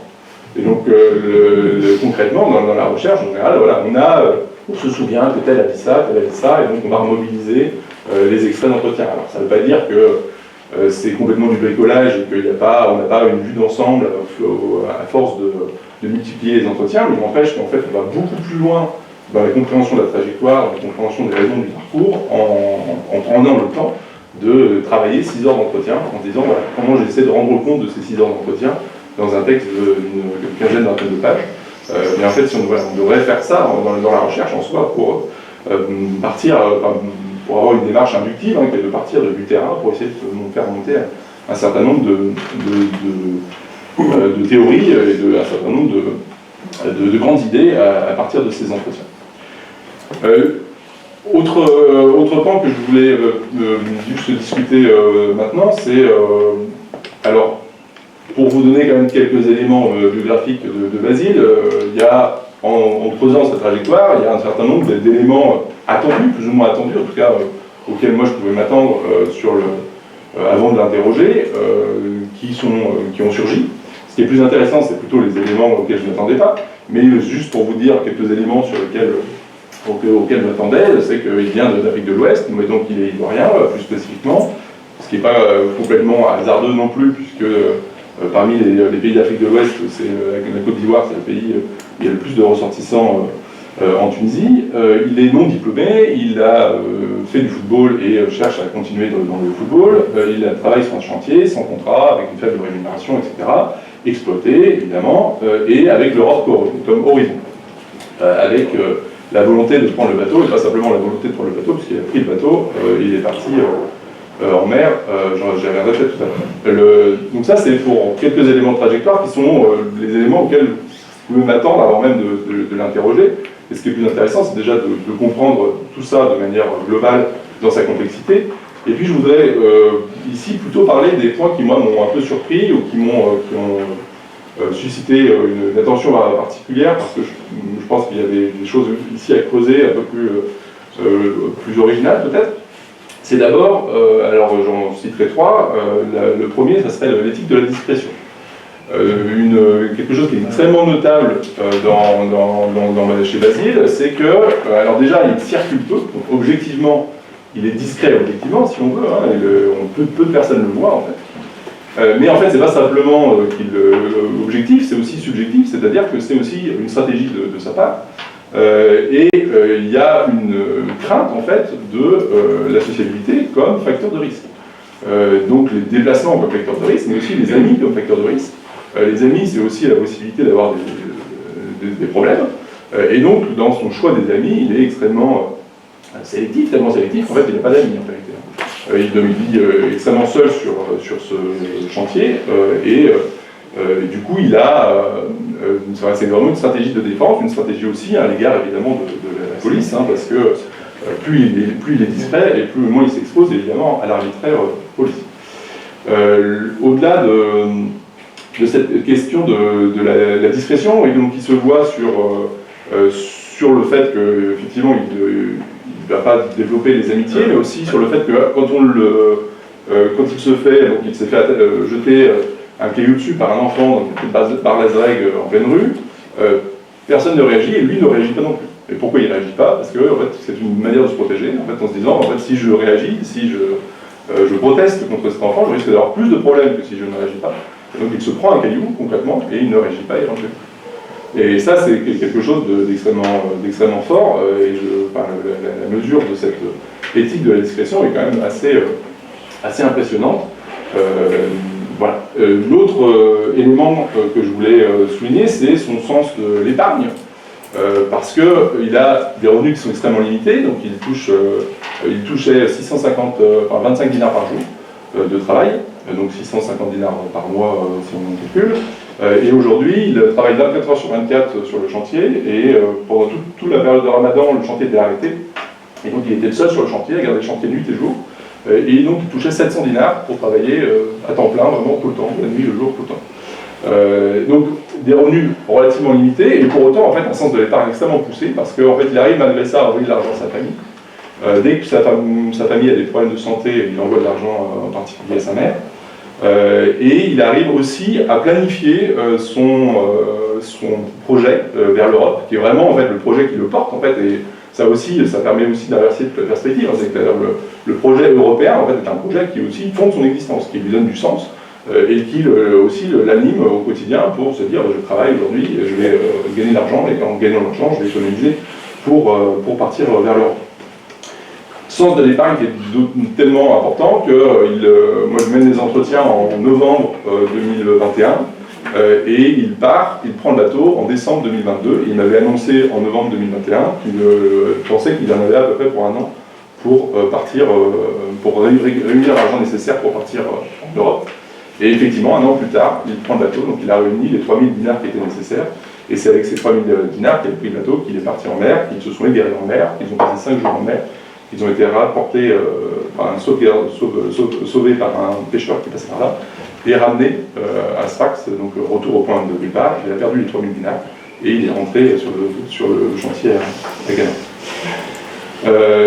Sens de l'épargne. Le troisième point, c'est la question des chiens errants. En fait, j'ai relu un texte qui est souvent donné dans les cours de méthodologie de sciences sociales sur l'entretien, et qui est un texte de Frémontier, Jacques Frémontier, qui était un journaliste qui a travaillé sur les milieux ouvriers, et dans lequel il écrit « J'ai essayé de poser le moins de questions possible, de laisser dériver lentement le monologue par les fantasmes ou les souvenirs ou la colère, mais parce que je m'affolais parfois, non sans ignorance ou maladresse, craignant que la confession s'égarât si longtemps dans les histoires de chiens et de chats ou qu'elle se buta dans le silence, je me raccrochais dans les moments les plus angoissants à ma sacro-sainte grille. » Donc la grille, c'est la grille d'entretien, avec les questions qui sont écrites, qui sont prévues, etc. Et ce qui m'a fait penser à ça, c'est que donc, lui il dit qu'il avait peur que son enquêté s'égare de l'histoire de chiens et de chats. Et en fait, ce qui est assez passionnant, c'est qu'on a longtemps parlé de chiens avec Basile, et qu'en fait, c'est extrêmement important. Et c'est extrêmement important, et on comprend plein de choses en fait à travers la question des chiens, parce qu'en fait, il y a des chiens errants dans le quartier, et le point de vue sur les chiens errants dépend des positions sociales dans le quartier. Et donc vous avez le point de vue de la bourgeoisie, c'est que les chiens errants, ça fait du bruit, c'est gênant dans les rues pour les enfants qui veulent jouer, du coup c'est un problème, il faut tuer les chiens, ou il faut les envoyer ailleurs. Et en fait pour Basile, le point de vue est complètement différent, et en fait pour Basile, les chiens sont des collègues de travail en fait. C'est-à-dire qu'ils le protègent, mais surtout en fait ils préviennent, puisque son but c'est de protéger le chantier, qu'il est extrêmement menacé, il se serait très menacé si jamais il arrive un problème sur le chantier, s'il y a des vols sur le chantier. La seule stratégie qu'il a, un enjeu pour lui extrêmement important, c'est qu'il ne se passe rien sur le chantier, qu'il n'y ait pas de vol sur le chantier. Et donc, ça veut dire une surveillance permanente. Mais comment vous faites une surveillance permanente en pleine nuit, et comment vous faites pour ne jamais dormir? Donc évidemment, il a besoin de dormir. Et comment il arrive à dormir? Parce que les chiens le relaient en fait dans les moments où il dort, et il sait très bien que si jamais il y a un problème, si jamais il y a des gens qui rentrent sur le chantier, les chiens vont aboyer. Parce que les chiens le connaissent lui, mais ils ne connaîtront pas les gens qui vont arriver. Et donc du coup, il a une attention pour les chiens qui est importante, c'est-à-dire qu'il va pouvoir partager sa nourriture avec les chiens, sachant qu'il n'est pas non plus dans l'abondance nécessairement toujours en termes de nourriture. Il y a un chien qui a un nom qui s'appelle Sergio Ramos, le nom du footballeur espagnol. Et donc les chiens sont identifiés, ils ont une identité et ce sont des collègues de travail pour Basile, et extrêmement important dans le cadre de son travail. Donc on voit bien ici les points de vue qui se jouent à l'échelle d'un quartier sur en fait, est-ce qu'on traite la question des chiens comme un problème de salubrité publique, comme un problème de nuisance sonore, ou est-ce qu'on prend les points de vue du coup ici minoritaires de Basile. Je m'arrête là, je pourrais continuer la discussion, mais peut-être juste remercier Hichem et Aymed, c'est l'occasion ou jamais, et puis de dire aussi que ça a permis aussi avec ce projet-là, mine de rien, quand Basile est revenu de son séjour du coup en mer, où son téléphone aussi a été détruit par le voyage, puisqu'il a pris l'eau, du coup l'argent de la Fondation Luxembourg a aussi servi à lui racheter un téléphone. Donc merci aussi à la Fondation Luxembourg. Merci beaucoup. Merci. Alors, merci à tous. Il est 19h, donc je propose quand même de prendre une vingtaine de minutes pour la discussion, parce que sinon tout le monde va être frustré de ne pas pouvoir poser ses questions. Mais étant donné le nombre du public, le nombre des intervenants, je vous demanderai de faire des questions très brèves. Comme ça, on essaiera de distribuer la parole. Et comme j'ai pas un très bon point de vue sur la salle, je demanderai à Aymed si tu veux bien distribuer prendre les questions et les distribuer. Je Ok. Est-ce que... Jimmy, commencez. Nora, après. Et House. Ok, Jimmy, vas-y. Moi j'avais une question sur la résistance, la notion de résistance, parce que malgré le désir d'avoir un cadrage théorique léger et d'utiliser la parole des acteurs, j'ai quand même l'impression que c'était un prisme important. C'est presque l'un des seuls mots vraiment de théorie classique que j'ai entendu dans les deux premières présentations. Et en revanche, vraiment pas du tout chez Adrien.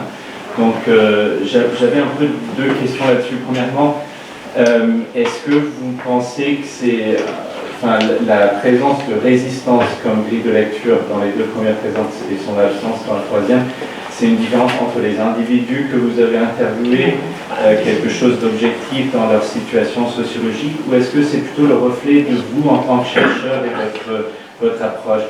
Et en particulier, j'aimerais vous entendre, Mounia et Hayat, défendre un peu ce choix de parler de résistance, et peut-être à travers une réflexion de ce qu'on gagne et ce qu'on perd quand on parle de résistance. James Scott, dans son travail très classique, voulait rendre la dignité à ces acteurs qui ne faisaient pas de révolte ouverte, et en fait il suivait les historiens qui avaient parlé des Noirs aux États-Unis d'Amérique pour dire en fait, même si ces gens n'ont pas fait une révolte où ils ont tout brûlé un jour, ils avaient quand même une marge d'action et ils sont dignes de respect pour leur résistance. En revanche, ça a été très rapidement critiqué, par exemple, par Lila Boulrod dans son travail en Égypte, où elle dit en fait, on a une tendance à romantiser ces acteurs et à écraser les éléments qui ne sont pas consistants avec cette image de héros.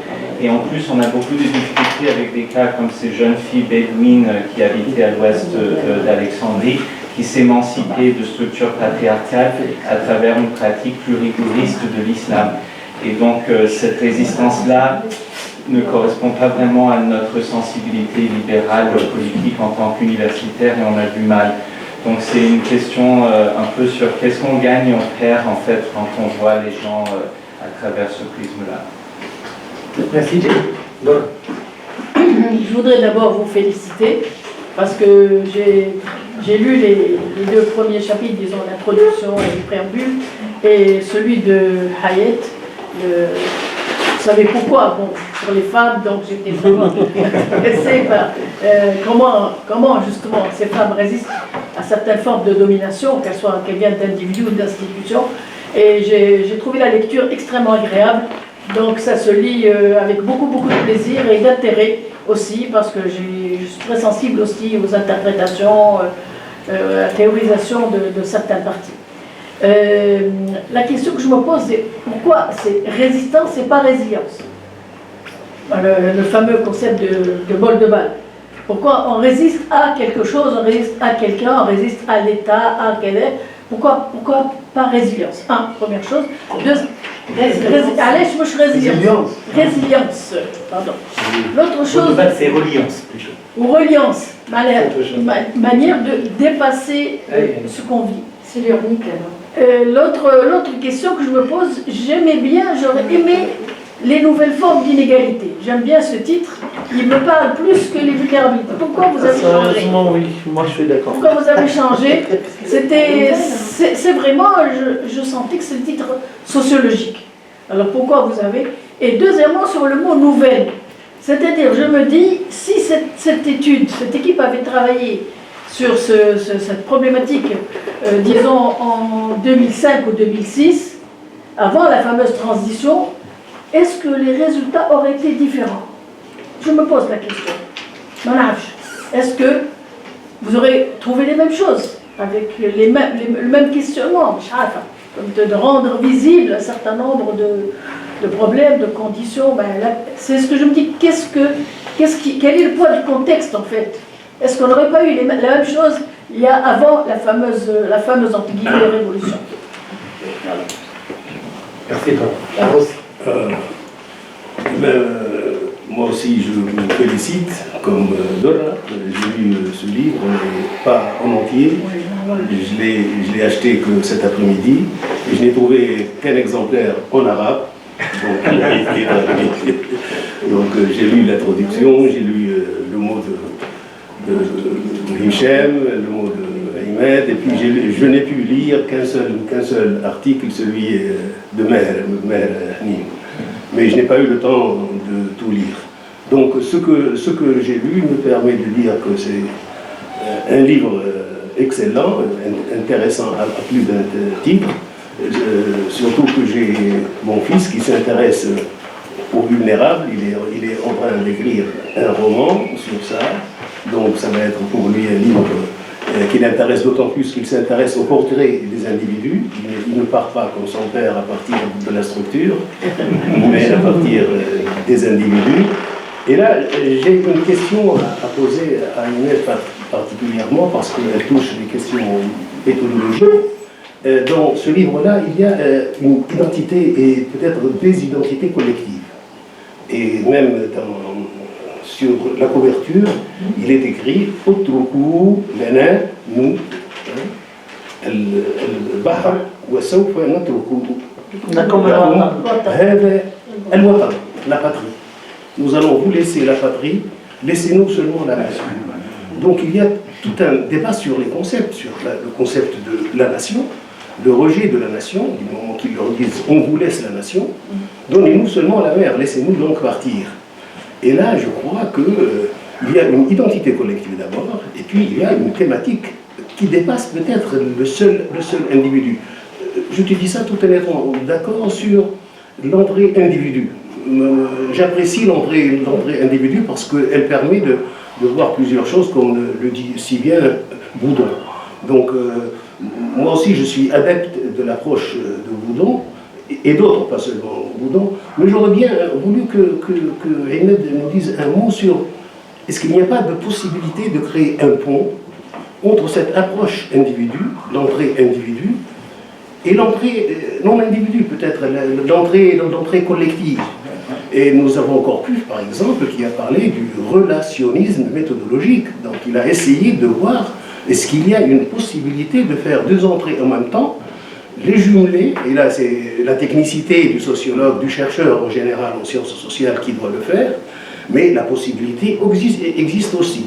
Donc cela relève-t-il d'un choix que Ahmed, que les autres, que vous, en tant que méthodologue, avez fait, ou bien c'est l'approche d'une seule école que vous approuvez? Et là, je voudrais bien avoir le point de vue de Ahmed, avec mes remerciements. Et merci. Merci, merci pour ta lecture attentive. D'autres remarques? Moi, j'ai lu le bouquin, j'ai lu 80% du livre avec grand intérêt parce que, en tant que journaliste, je m'intéresse à cette question. J'ai fait beaucoup d'enquêtes et de reportages, notamment sur les femmes rurales, mais aussi sur les victimes de la répression. Bon, j'oserais une critique. Je trouve que les portraits sont de qualité inégale. Je trouve que parfois le théorique envahit l'histoire, envahit l'humain, et on s'éloigne un tout petit peu de l'humain. Et je me suis parfois sentie frustrée parce que j'avais envie de connaître plus sur des détails de l'histoire de vie.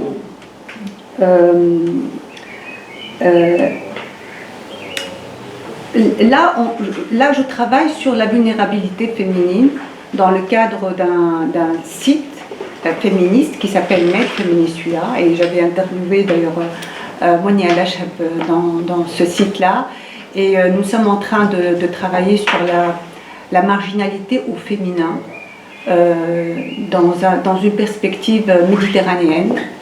Et j'ai entamé une enquête sur les femmes de ménage subsahariennes, d'où mon intérêt pour le texte sur Basile, qui donne beaucoup d'éléments sur les conditions de vie des subsahariens vivant en Tunisie. J'ai une question et un petit commentaire. Le petit commentaire, c'est que moi, je sors souvent de mes reportages avec ces catégories de personnes vulnérables.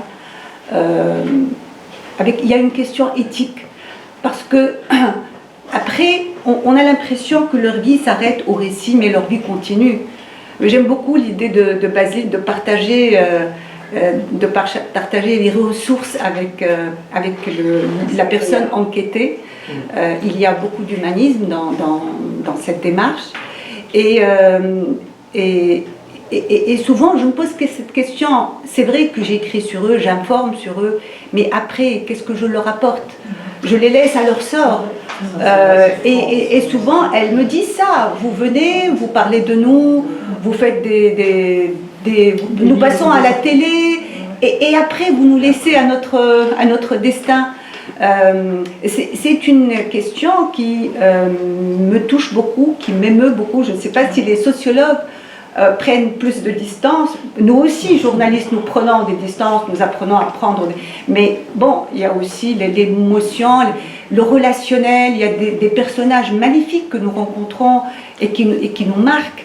Et on ne peut pas délier les liens comme ça facilement. Et je trouve souvent beaucoup de difficultés à arrêter la relation. Je continue souvent à être en contact par téléphone, en essayant aussi de mettre en relation certaines personnes avec des associations, avec des formations pour des jeunes filles Donc je fais ce que je peux, mais donc c'est une question qui me taraude. La question que je te poserai, Rimet, et peut-être aussi à Hichem, est-ce qu'il y a une particularité à la vulnérabilité féminine? Est-ce que la vulnérabilité des femmes est plus intense que c'est une question que je poserai aussi. Cumulation. Que je poserai aussi à Hayat Moussa qui a travaillé sur cette femme. Merci. Ou alors c'est la même chose. Je dis dernièrement des questions. On arrête là, c'est bon? Je pense que est-ce qu'il va falloir répondre en plus? Je commence. Je te laisse la parole. Tu réponds. Ouais, la résistance.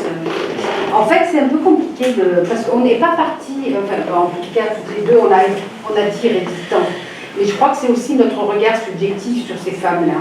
C'est-à-dire que moi, connaissant elle depuis 20 ans, je vois en elle une résistance, parce que je me dis qu'avec tout ce qu'elle traverse, elle a des stratégies, elle fait en sorte d'être toujours dans un équilibre, et c'est difficile parce que, comme je l'ai dit, dès qu'elle trouve un équilibre, il lui arrive quelque chose qui va détruire cet équilibre. Et donc, elle est tout le temps en train de se relever et de résister aussi à la violence institutionnelle, à la violence masculine, à la maladie de sa fille, à la stigmatisation. Donc, c'est vrai que peut-être moi j'ai pris le parti de voir d'abord, ou de rentrer par le biais de la résistance, en me disant, j'ai pas envie de faire un portrait misérabiliste, la pauvre Selma galère, parce que dans sa vie, il y a tout le temps des moments où elle fait des choses, elle construit sa maison, elle fait une extension, elle se bat, elle va voir les juges, elle hurle, parce qu'elle passe sa vie à Elle danse.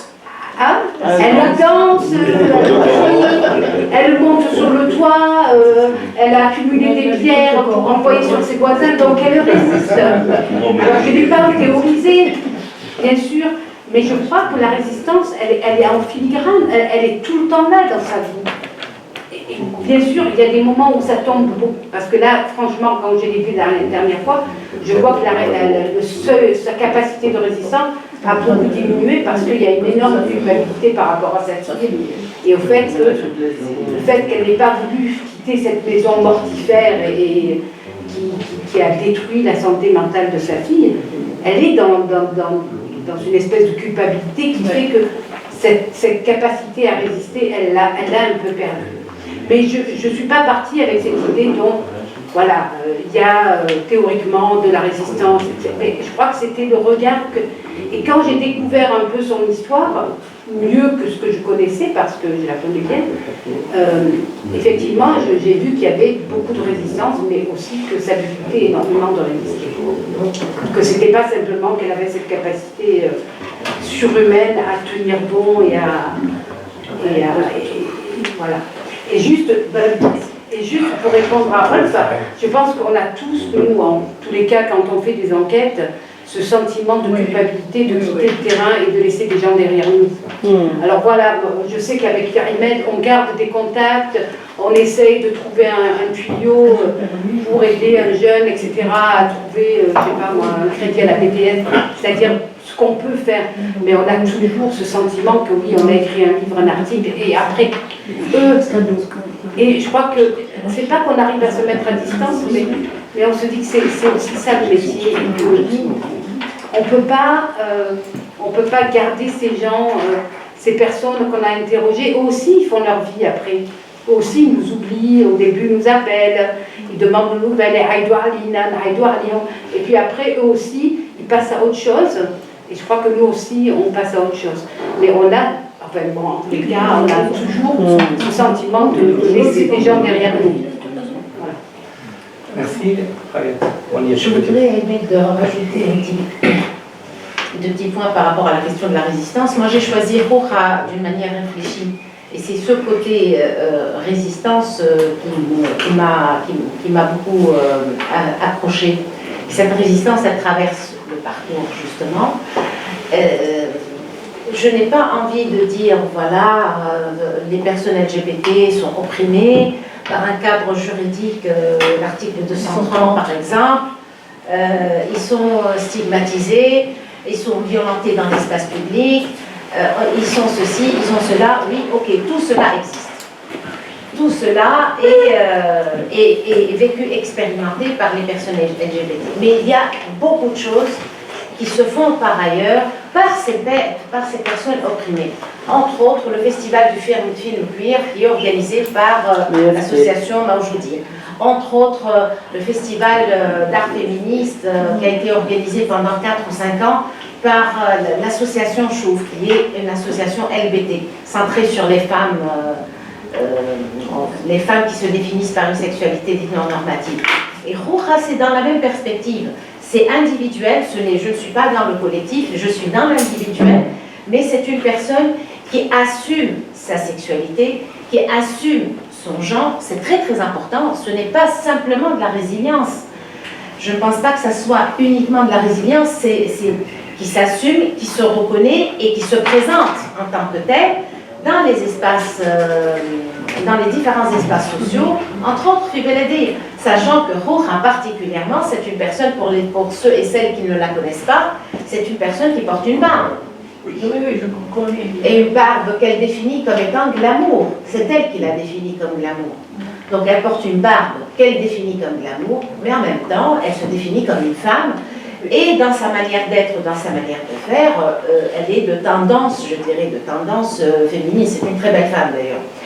Donc, tout ça ne marche pas avec la victimisation des personnes LGBT, etc. Tu vois un peu, Jamie, c'était le choix, pour moi, il est réfléchi. Voilà. Après, je prends Pardon, sur le fait qu'à l'inverse, Adrien n'ait pas du tout choisi ce film théorique, peut-être. Moi, je veux bien répondre à un certain moment, mais ça peut-être après. Non, mais c'était juste parce que ça faisait partie de la question de Jamie. Moi, ça m'intéresse à titre personnel. Je pense que Jamie, tu as raison sur le fait que c'est une question, mais qui donnait la réponse dans la question, sur le fait que c'est une lecture qui est portée sur une trajectoire plus qu'un fait objectif de la trajectoire.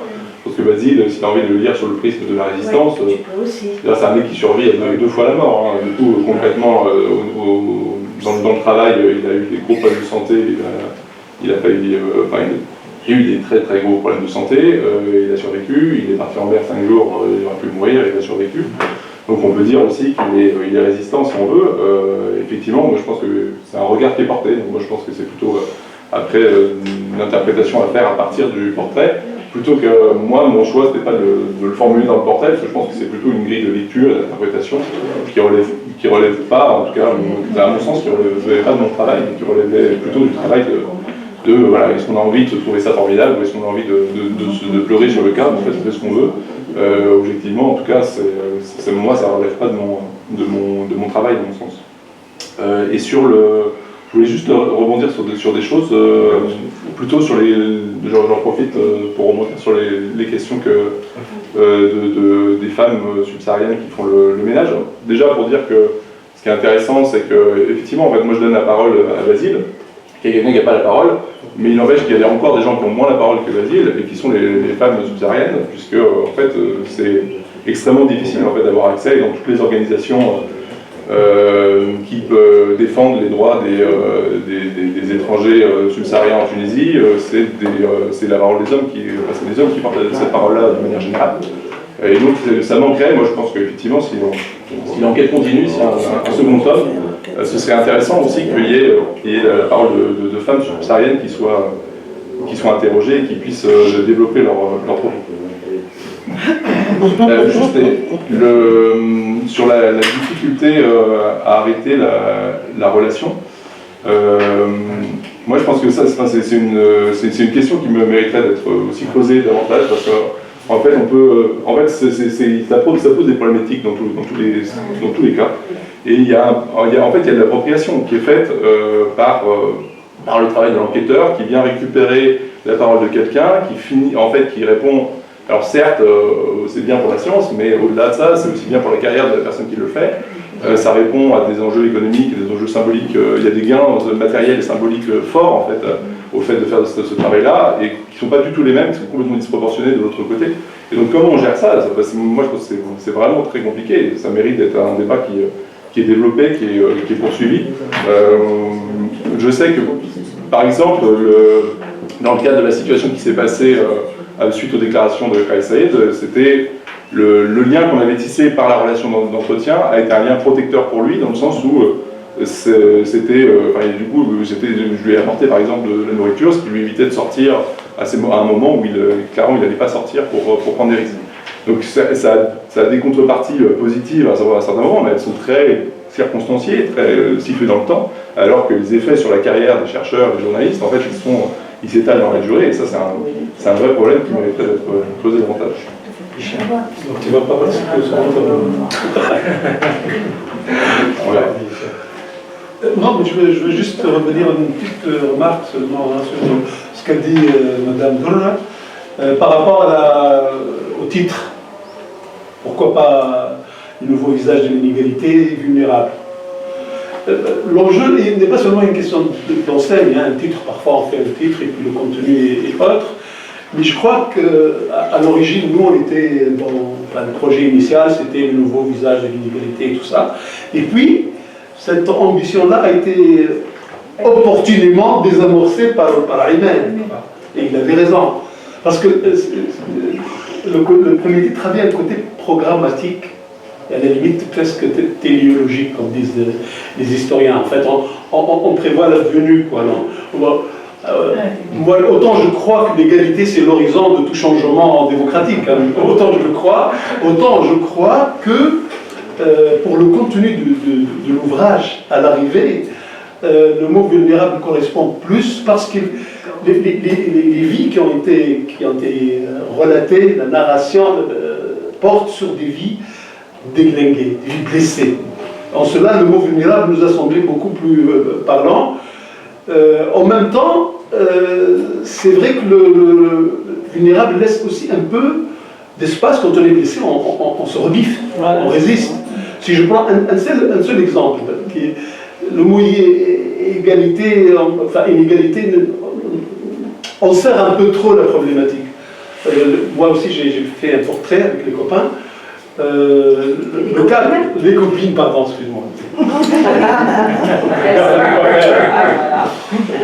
Alors tu me fixeras l'amende. C'est l'exemple d'une femme, hein, qui elle, on ne peut pas appliquer à elle, ce personnage-là, la question d'une femme complètement dans la misère. Elle est à la fois, il y a un côté vraiment très misérable, on l'a dit, on la croirait issue d'un univers de Victor Hugo, hein, c'est Cosette, arabe un peu, mais c'est Ibn Falout, on dit dans le bouquin, dans un univers où son mari est mort dans la rue, son fils a failli mourir en mer, elle a été femme battue, il y a toutes les caractéristiques d'une vie déglinguée, comme je l'ai dit. Mais en même temps, par ailleurs, elle s'en sort. C'est d'une certaine manière, pas vraiment une success story, hein, c'est pas ça, mais c'est quand même, elle arrive à bricoler, à faire des petits bouts de vie qui lui permettent de vivre à l'aise.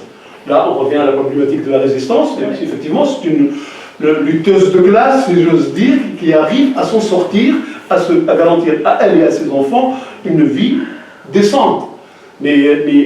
Donc, la question de l'inégalité n'explique pas tout. Parce que ce bouquin et ces portraits ont déstabilisé nos vieux concepts, en fait. Ils ont chamboulé le marché des concepts dont on dispose aujourd'hui, et ils nous obligent à trouver un autre langage, par les paradoxes, par l'inédit, par les cas qu'on ne peut pas parquer dans une catégorie. C'est ça le problème. C'est pour ça que vulnérable nous a semblé beaucoup plus parlant. Michel, dans le titre que vous avez écarté, il y avait une nouvelle inégalité. Oui. Et donc la question pose aussi sur cette nouveauté, en quoi est-ce que c'était nouveau ou pas. Moi j'imaginais que c'était ça que Ahmed avait un peu écarté en disant que par rapport à avant 2011, Qu'est-ce qu'il y avait de nouveau là? Il y a vulnérable permet de rendre mieux compte de l'inachèvement. Quand on dit nouvelle forme, on va trop vite en besogne. C'est un parti pris d'humilité, je crois. Et c'est ça surtout. Je réponds très rapidement, peut-être, on a plus de temps, mais voilà. Alors, je réagis d'abord à la remarque de Jamie sur la résistance. Je crois que dans le spectre de portraits qui sont dressés ici, nous avons toute forme de résistance aussi. C'est-à-dire, il y a des résistances qui sont de l'ordre de l'informel, mais il y a aussi des résistances qui sont dans l'action collective. Et ça apparaît dans deux entretiens, dans deux portraits essentiellement. Le portrait qui était fait par Mohamed Slim, c'est le portrait d'un syndicaliste, etc., qui a été licencié, et le portrait aussi de Rouha, qui trouve dans l'associative, dans l'action collective, je dirais, une planche de salut.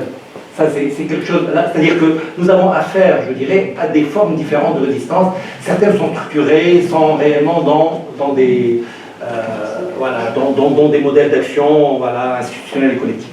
Alors, pour répondre à Dora, Hicham a répondu en partie, mais sur la question résistance-résilience, je ne sais pas moi, c'est-à-dire il y a aussi des questions de goût, si j'ose dire, personnelles. Moi je trouve que le mot résilience c'est un concept qui est mis en marché tout récemment. Il me semble beaucoup plus répondre, je dirais, à une rhétorique des ONG, etc., qu'aux exigences d'un concept scientifique, à mes yeux. Et il penche un peu plus du côté de la psychologie que des sciences sociales. Le concept de résistance, il a des assises dans la théorie, Scott, etc. Je crois qu'il y a des travaux qui sont clairement repérables pour parler de résistance. Alors, avant et après 2011, il y a bien sûr beaucoup de différences, je crois.